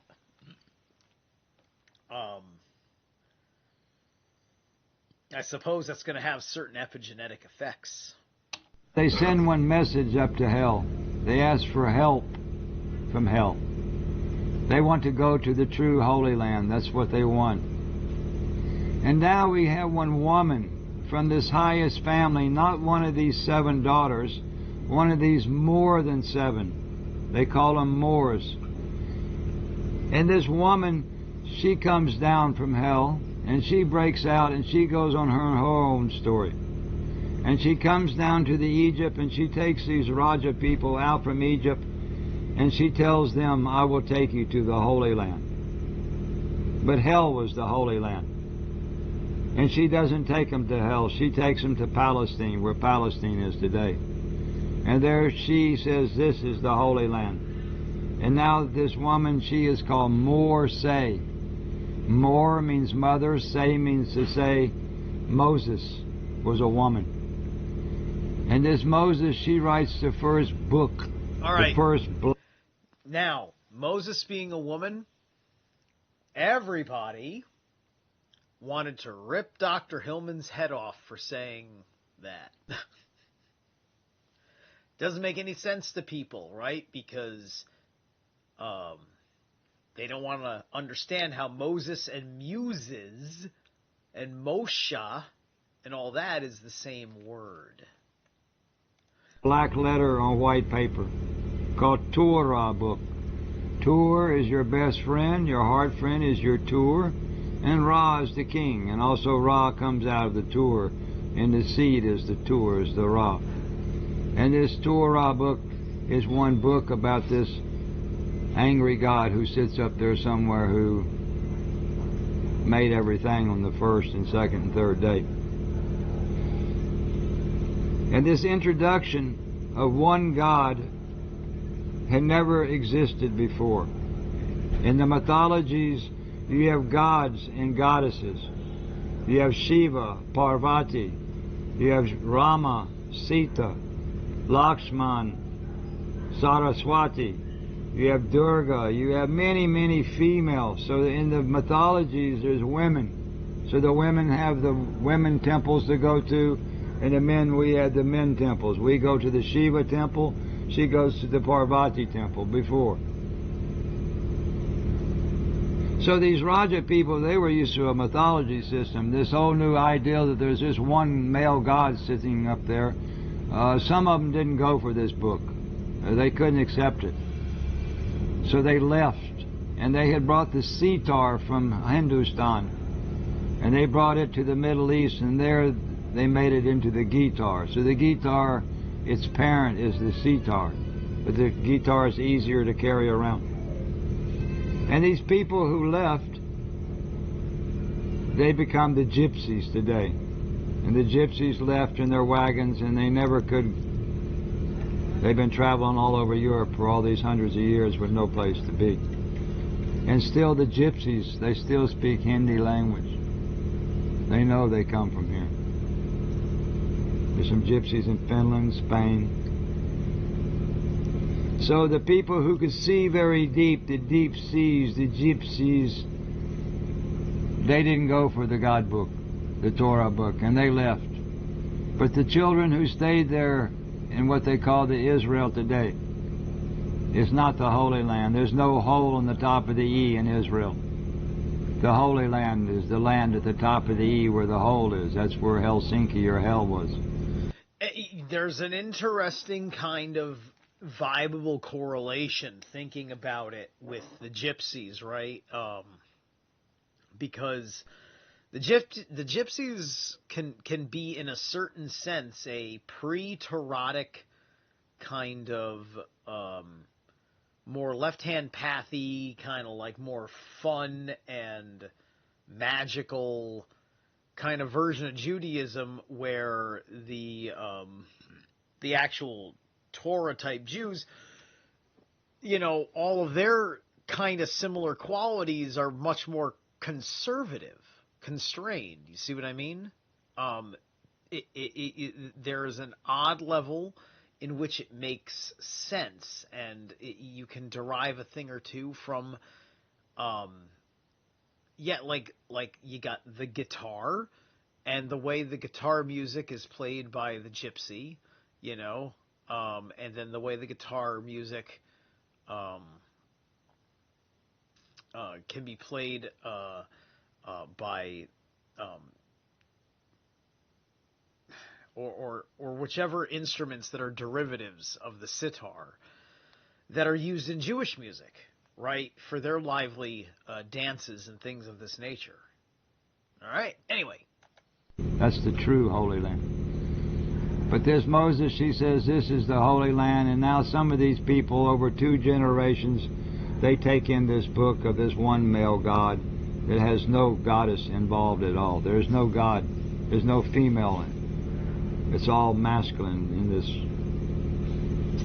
And maybe some of these people, they left and they came back to India, and I think maybe these could be the Sikh people today. So the gypsies went into Europe. Some of them stayed there in the Persia, and some of them tried to get back here because they didn't want to stay there. They didn't want to stay in Europe. And so I'm not going to say 100%, but I think that these Sikh people, they're very big. They're like the Rabbis. They would be like breeders. The Holy Land. The land at the top of the E where the hole is. The land. Udanma is the Holy Land. 2,500 years ago, there come another one of these more than 12 sons. He was one messenger. And in root language, the sound bood. Bood means message. So this guy, he's taking the Asaner's bood. He's bringing one message from the Asar people called Buddha. And this Buddha, he's one article guy who comes up here to Nepal, and he starts to put one philosophy, not a religion, not a mythology. Buddhism is a philosophy about how if you live this certain kind of life, you can stay out of the Kali Yuga, because these people knew there was going to be complete chaos. And the Buddhist thing is that you come up and you build some temples up in the hills, and you stay out of the cities, you stay out of the madness, and you can meditate and keep their thinkers, these Buddhist people. It was one time when they were trying to fix, because they knew that the Krishna had really messed up things here, and they were trying to give some kind of a alternative to the suffering in the city. So these Buddhists still today, they live up in the hills, they come down and get the food and they go back up. They have less suffering than the people in the city. So this Buddha, he's quite a nice guy. He was really, he's a thinker, and these Buddhist people are quite nice people. I spend much time with them as I do the Hindu people. Myself, personally, I really like to stay with the Hindus and the Buddhists. Or at least I'll say, I like to stay with the native people. the indigenous people. The Hawaiians are very nice too, the Red Indians. 2,000 years ago, we have a situation in hell, in the top of the planet, where one of these more than 12 sons from the highest family, but one of these more than 12 brothers, he makes his sister, not one of these 7 sisters, but one of the more than 7 sisters. By the time you had 12 sons, you had more than 7 sisters. In this highest family, and this brother, he gets his sister pregnant. Her name was Margareta. And this is a little bit out from this upper family, so they put this mama and this papa with this baby in the stomach. They had to leave from the hell. They couldn't stay up there. It was a little bit shame story. And so this mama and papa, mama and the pregnant mama and the papa, I don't know what his name was, they walk across the Finnish Gulf in the middle of the winter.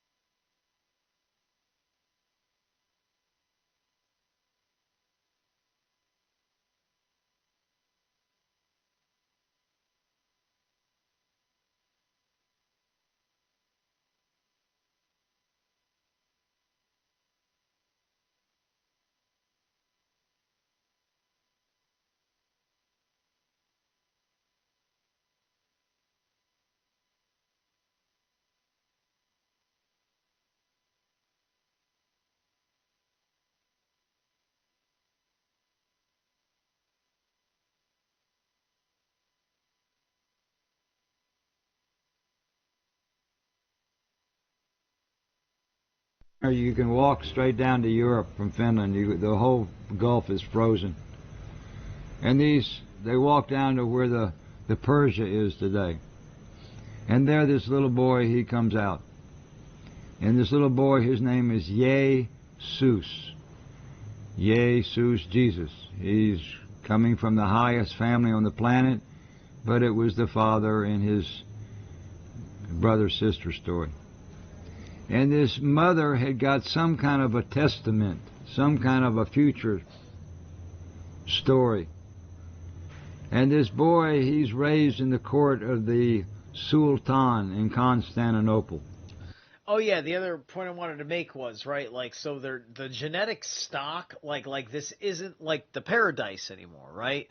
So, it's also entirely possible that this is just an issue because now, by this point, 2,000 years ago, the state of man is where it is. He's from the highest family on the planet, his mother and father are. He's raised in the court of the Sultan, which is a very high situation. And from there he moves over to the court of the Pharaoh.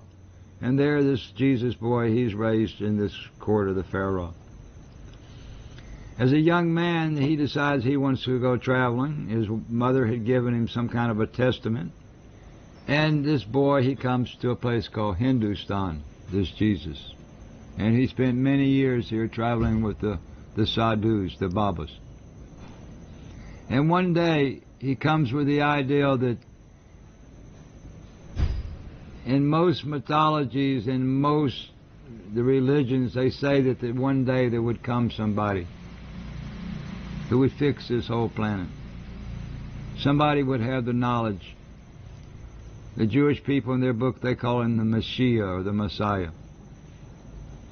And this Jesus, he decides that he is this guy. And he gets the car people, the van class, the caravan, and they take him out from the Hindu and they take him back to where the Israel is today.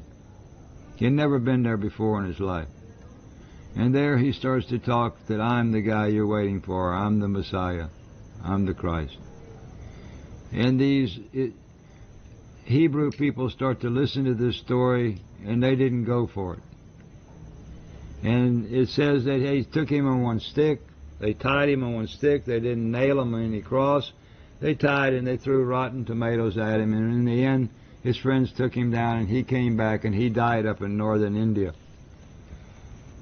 And still today, there's a little place up in Kashmir, in Srinagar, near Dal Lake. You can still go over, and there's still a temple there for Jesus. The Muslims and the Hindus take care for it. The Christians don't, and this is what they say. They said he died here, a very high, respected man, Baba. They burned him, and they put his ashes in the Ganges River. And this family they say he died here, and there's people here who say he never died on the cross. The cross was actually the highest symbol. It was a symbol for Tur, our Father who stood on top of the planet. He stood up there completely bare with two gold rings like this. You see, like, right, like, so, like, all these extra kids, they find themselves getting out of there, and it's just like, all of it is very super villainy, like the way that we're conditioned to understand supervillains, right? And it challenges you on a certain level about how your whole way of life is, and it perhaps will explain a thing or two about why certain characters, like Jesus, have a certain effect on you. Like, it's because we're confusing a family relationship that we've known with a relationship with God, right? And so we've got these guys that on a primordial level are connected, are still directly connected to our All-Father, and still keeping ways that are so old that we don't want to suck our own dicks about it anymore. And so, now they're, instead of just trying to restore things the way it was, which they shouldn't be doing, they're now trying to do all sorts of stuff they think they ought to do to us instead, right? Like this is kind of like giving us a framework of an idea for some of the people involved in this whole mess that may have a certain motivation to make the world suck altogether the way that they do, because you may have a whole bunch of people that whose families are socially isolated because they were raised in a lineage that goes back to something that people don't understand for being a highly isolated part of the world that's not being recognized by history, right? And it's a question of how many people out there, especially if they're on team like Dark or something, that are having this kind of oral tradition with themselves, and won't have a disclosure to the public. And he was this highest symbol, your tour friend, your best friend. But this church, they wanted to make it to be negative, and they put one story where they have your best friend dead on a cross. You can't have a best friend dead. Your best friend has to be alive. So this dead Jesus on the cross is one lie. He died here in India, and actually in Hindu. This is the Jesus story, basically. From the highest family on the planet, but he didn't fix anything.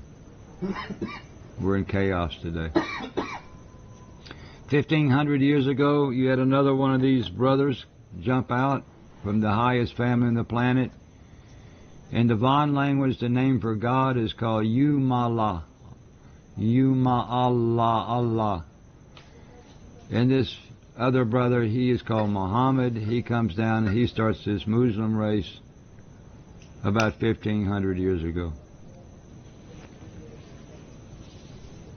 and they do what they do today. The thing in these three religions, the Jewish, the Catholic, the Muslim, I have nothing against these people. I have both friends, nice Muslim friends. I have nice Jewish friends. I have nice Catholic friends. But the religion, I'm a pro-pagan. I'm for the pagans. And according to the doctrine, people say if you don't believe in the Jesus, you go to hell. There's nothing good for you. The Muslims say if you don't believe in the Muhammad, you go to hell. There's nothing good for you.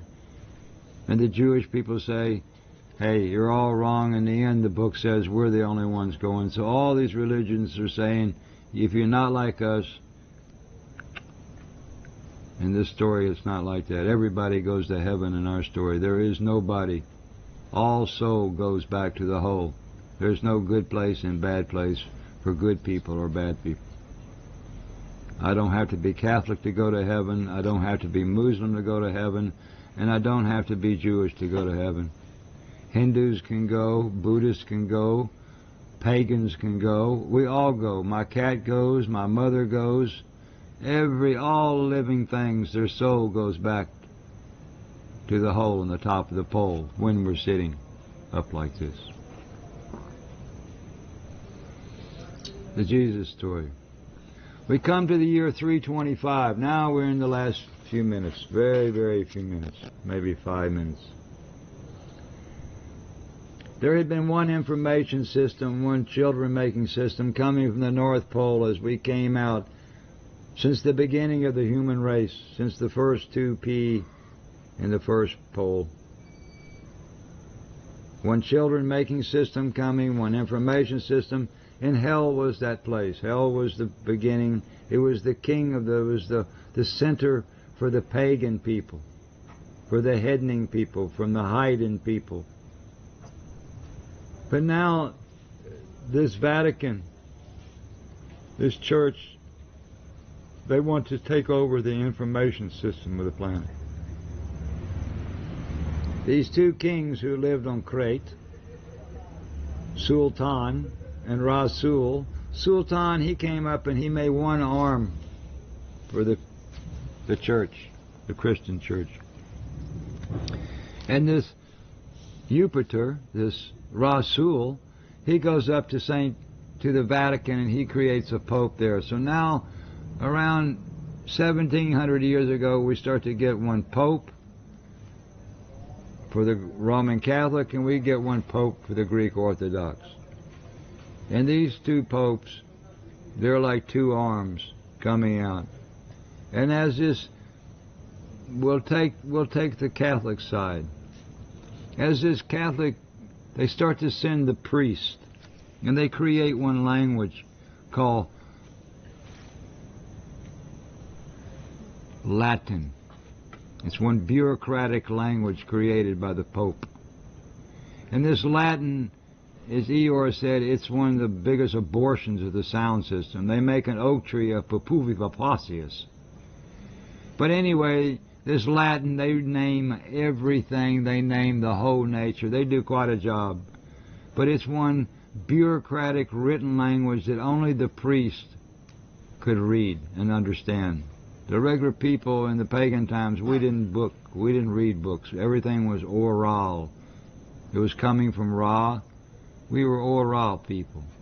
So before your mother tongue was given to the children small, and it was all oral. We had no books, no written languages before. But now, so one thing I will say about that, right? It's mankind has had to go through hard lessons in necessary things to do to grow, right?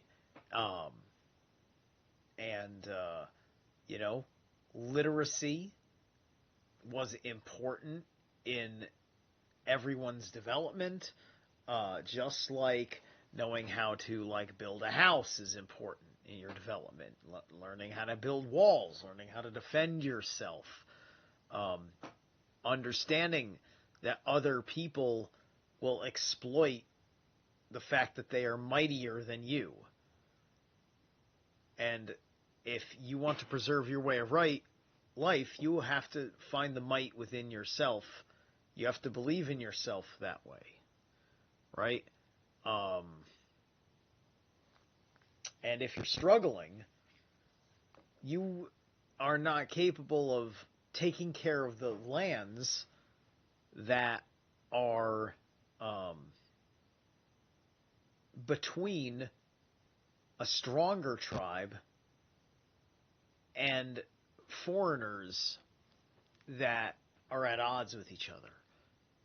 And thus you're going to get crushed just because you are a liability in the next season's raids and invasions, right? So these are reasons why all sorts of different indigenous peoples get wiped out, is usually not just because one nation just wants to take over another people.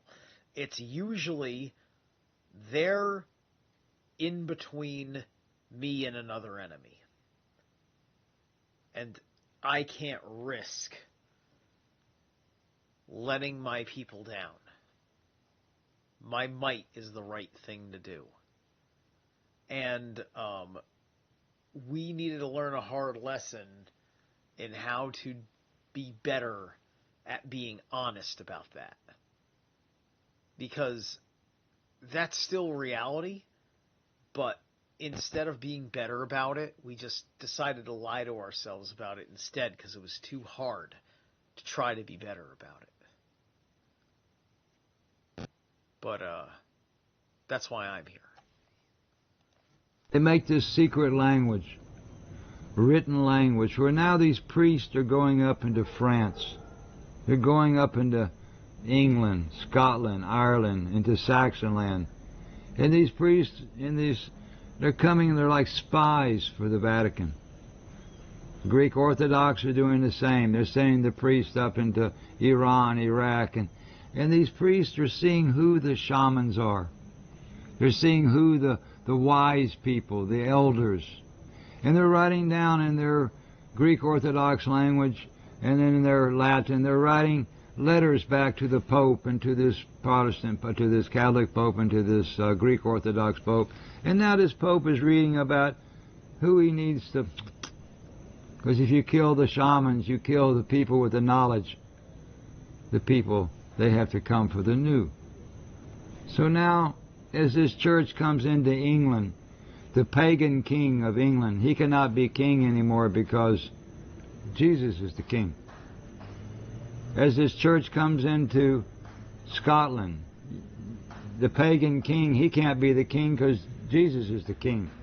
As they come into Saxon land, Germany, the Saxon king, he can't be king because Jesus is the king. So they start to take these old pagan kings out and replace them with Vatican kings, church kings. And so now all these books we read about today are these terrible kings we've had in the last 1,000 years. These are not pagan kings. There's no... And of course they're playing on, the worship of the elites through this 13th son of the original bloodline. Books written about the pagan kings. These are all kings that were underneath the church. And they start to eradicate. And they were burning 40,000 women a year in Middle Europe for making tea. I didn't give the tea story earlier. Maybe I'll give that at the end. And so now this Pope, he knows just who he has to kill up there. He has to kill the shamans. And so they send up these people now who start to systematically take out all these people they call witches and all these people who were pro-pagan people. And these Viking people up in Scandinavia, they see this church is coming and they understand that this church is going to kill out their system. So they start to create these boats going down, and these boats are leaving out from Denmark, Sweden. They're going down, these Vikings. This is the story they write in the books, they think they're only 500. They're actually 9,000 years old. But now these Vikings are coming down, and they're going to England, France, and they're going into the villages, but they're not hurting the people in the village. They're only after the church. The church is coming after them. They've already wiped out all the wise people. So they ransack the church, they steal all their silver, they send it all back up, and they go all the way to the Vatican, all the way to Italy. But these Viking people were not, they're not anything what they say on the television today. They were just trying to go against the church because they saw the church coming up. In 987, the Greek... They also were particularly affronted by the abject dismissal of the goddess. These men were pissed off that Freya and Frigga and Sif were all written off. That got them fucking irritated. Right? That's just like, just imagine somebody came in and said, all your favorite pinup girls are not allowed. In fact, you're not even allowed to have a pinup girl. The Orthodox Church comes to the door of Russia. And now these Russian people, who were the same as the Finnish people, they had to go now start to be underneath this Pope from Constantinople. A few years later, 1008, this Roman Catholic now comes into Sweden. 987, they go into the Russia. 1008, they come in Sweden, and there's a small little country in between called Finland. And Finland, in the south of Finland, is this old ancient pagan center called Hell. And they've already written in their book that Hell's the worst place on the planet. It's where the bad people go.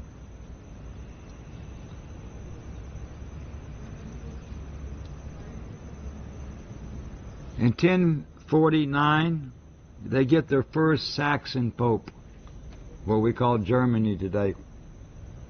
And this guy, he's called Leo the Ninth. And this Leo the Ninth, he now becomes head of this Vatican. And this Vatican, they pay a country called Helvetia, which is Switzerland today. And they go to this Helvetia, this church, and they pay 30,000 mercenary army killers for money. Like our armies today, they're all killers for money. They all get paid, these army people today. I think that there's a direct correlation between the Helvetian people and Helvetica font. And I think that there's supposed to be a certain psychological effect of Helvetic font in writing. But that was maybe something that was made up for a movie that I saw, but it sounded kind of legit in the movie. And these 30,000 men paid gold from the Vatican. They go up through Europe, and they come up to the Sweden. And in 1050, they take this king, this pagan king of Sweden, and they take one archbishop or one bishop or somebody, and they go to one island called Åland, which is between Sweden and Finland, and they kill everybody on this island. This 30,000 mercenary Helvetian army hired by the Pope. And on the 24th of 7, on the 24th of July, in the year 1050, this 30,000 killing mercenary army, are they doing that on purpose, you think? This army, it comes to where Hell is, where Helsinki, to Uudenmaa today. And this 30,000 men, they make one ring around Hell. Hell was 250 kilometers across, with this hole in the very center, this ring where this 4 meridian lines come down. And they make a ring around this Hell, and these 30,000 men all come towards the center, and they kill everybody in southern Finland. And they're after this Bock family, because they want to kill this Bock family. This Bock... And so this is 1049, 1050 AD. with the church, this is like there's all sorts of history going on here. Family, in 987, they closed this temple that I was talking about earlier. This Lemon-kind temple with this golden spiral street going down that we've been working for many years to try to go into. They sealed this up because they don't want this church to find what's inside this. So 987, when the Greek Orthodox came into Russia, they sealed it up, and they said that the Bock, who was alive in 1,000 years, should open this temple and show it to the people of the planet and give it to the people. And Eeyore was that Bock. In 1987, a group of us met in Helsinki. Eeyore started to tell us about this temple and this storehouse, and we started to dig. I started to dig myself. And this first year we dug, and there's a whole story about the temple, which I'm not going to go into. But on this 987, they closed it up. 1008, this church comes in, and on this 1050, on the 24th of 7, on Christina Day, the Ragnarok Day, the third Ragnarok, the third destruction of hell happened. And this church came in and killed all the Finnish people. They destroyed hell. They cut all of our family trees down and burned them. And this Bock family, they ran out from hell. They went into exile. And they buried a bunch of artifacts in different places in Finland, which the Finnish government will not let us go dig them up. There's actually physical, there's golden Bocks, there's all kinds of things buried in Finland today. But they're all on government or church property, and they won't let us touch them. They don't want anything to do with Eeyore. All they could do for years and years while he was alive was to talk shit about Eeyore. And, like, listen, guys, all this stuff, like, a lot of it is, it's not like they're trying to exploit some sort of major project or whatever, right? And, you know, and Eeyore's passed away at this point, so, you know, it's a matter for his legacy. And I forget if since this video, if any progress has been made. I haven't really heard anything. And usually I listen to a handful of Bock people in my circle, but we'll find out as we go, because it takes so much to absorb what's going on in a Bock saga, and I've got a whole lot of other things on my mind all day too. Eeyore put so much negative about this guy, and he was the sweetest man I ever knew in my life. He didn't have a mean bone in his body. And everything that I know today, I got from him. It's in my words. These are not his words. But this is my understanding of what I got from this man, this story today. And I've never heard another story that made any sense even close to this. The heart. The white people, where did we come from? How did we evolve? How did we get knowledge if we came from the monkeys? This story goes and explains every little detail that scientists and all these people are blah, blah, blah about in their one theory after another theory after another theory.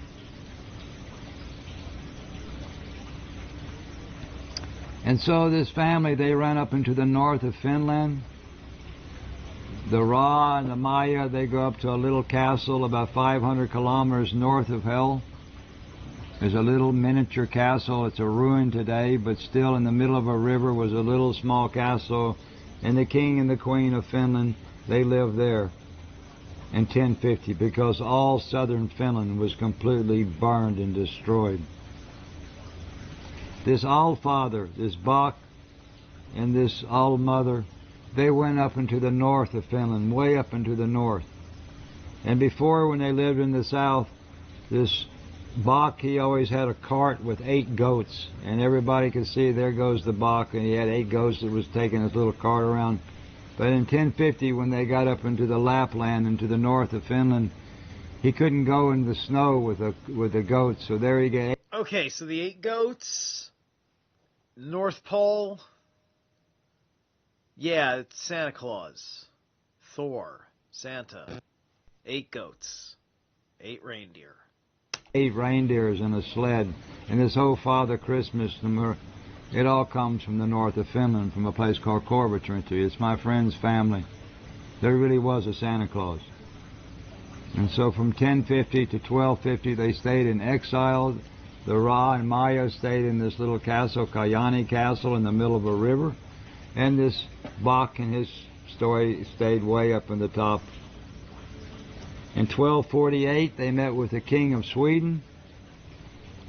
And the Swedish king says, look, you cannot come back down, and there cannot be a king and queen of Finland anymore. You're going to have to come underneath Sweden. So in 1048, the Finnish become part of Sweden. They made a shake of a hand, and they said that they would not tell anything about this story until 1984. And the Bock family agreed. 1984, they could speak about this story. They came back down. They divided the family into Bockstrom and Rostrom, the stream of the Bock, the stream of the Ra.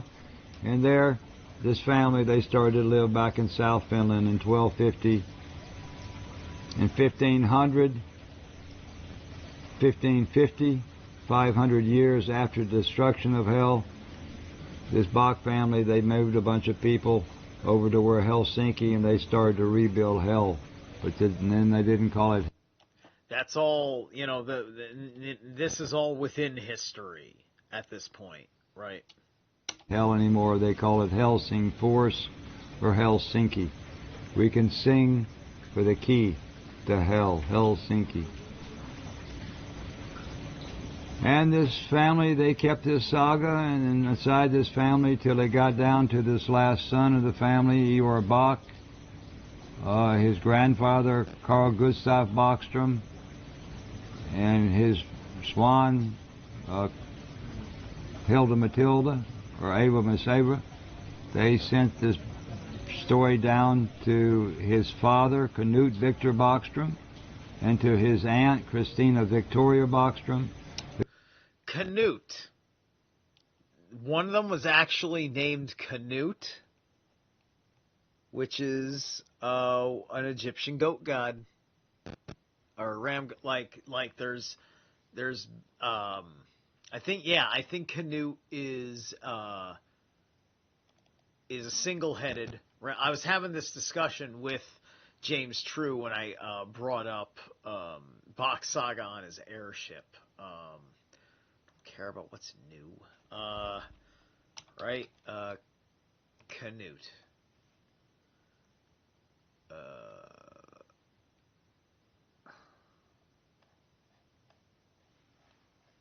Getting a lot of polar bears. I think it's KH. Yeah, KH. Canoom. Yeah, that's right. Anyway. Who gave the story to his mother, Rhea Bockstrom, and his sister, Raquel Bockstrom, and in 7 years, at the age of 7, Eeyore Bock sat for 2 hours a day, 7 days a week, as his mother and sister for 20 years of his life. If he missed 1 day, it was 4 hours the next day. 7 days a week for 20 years, 2 hours a day, and these two women gave to my friend the Bock Saga. 1984, he was allowed to give the story because they had shook the hand in 1248 with the Swedish king. And on February the 24th, down here in Shapora, Mr. Bock, he let this Aserbebori say Shara Day Dog. He gave this alphabet with the meanings in the Bock Saga to a small group of people. And that's the story as I understand it, as honest as I can tell it. I can make mistakes, but even if there's some mistakes, they're not big mistakes. And this is the best that I can explain. There's much. For every 10 minutes of saga I gave tonight, there's hours of explanation behind this. I made this as small as I could. I left some parts out. There are much, much more to be spoken about in this story. But it's down, and this is the Bock Saga. The best is Jim Chesnar. My name is Jim Chesnar. I didn't say that in the beginning. It's the best that I understand it. Thank y'all very much. Yeah, so like I tell people, like, you know, he's not doing a cult thing. He's a storyteller. He just wants to tell the story. He's all about it, right? You know, it's become important to him to understand it, to know it. He was looking for something in his soul as part of it, but there's valuable information, and you know, this is talking about a mythology. There's an academic thing to be spoken of about mythology in and of itself, but a more important aspect, to be had is understanding a framework by which we can all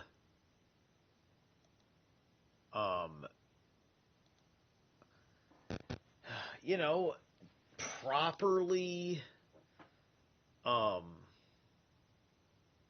bury our differences without being compromised into a global way of life that is offensive to,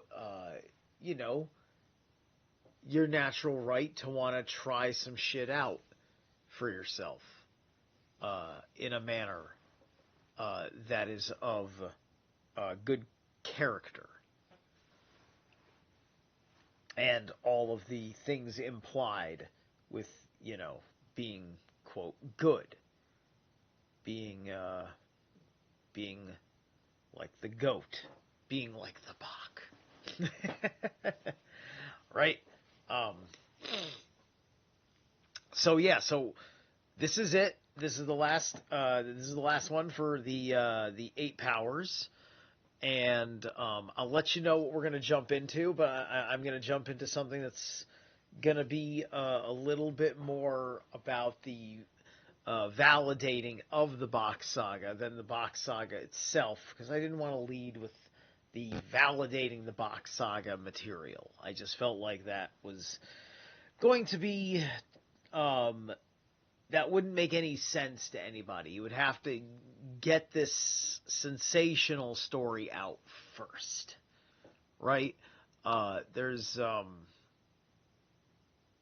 will be much more. All right, I'm gonna run the closing thing. It's been quiet in the chat room, and that's A-okay. All right.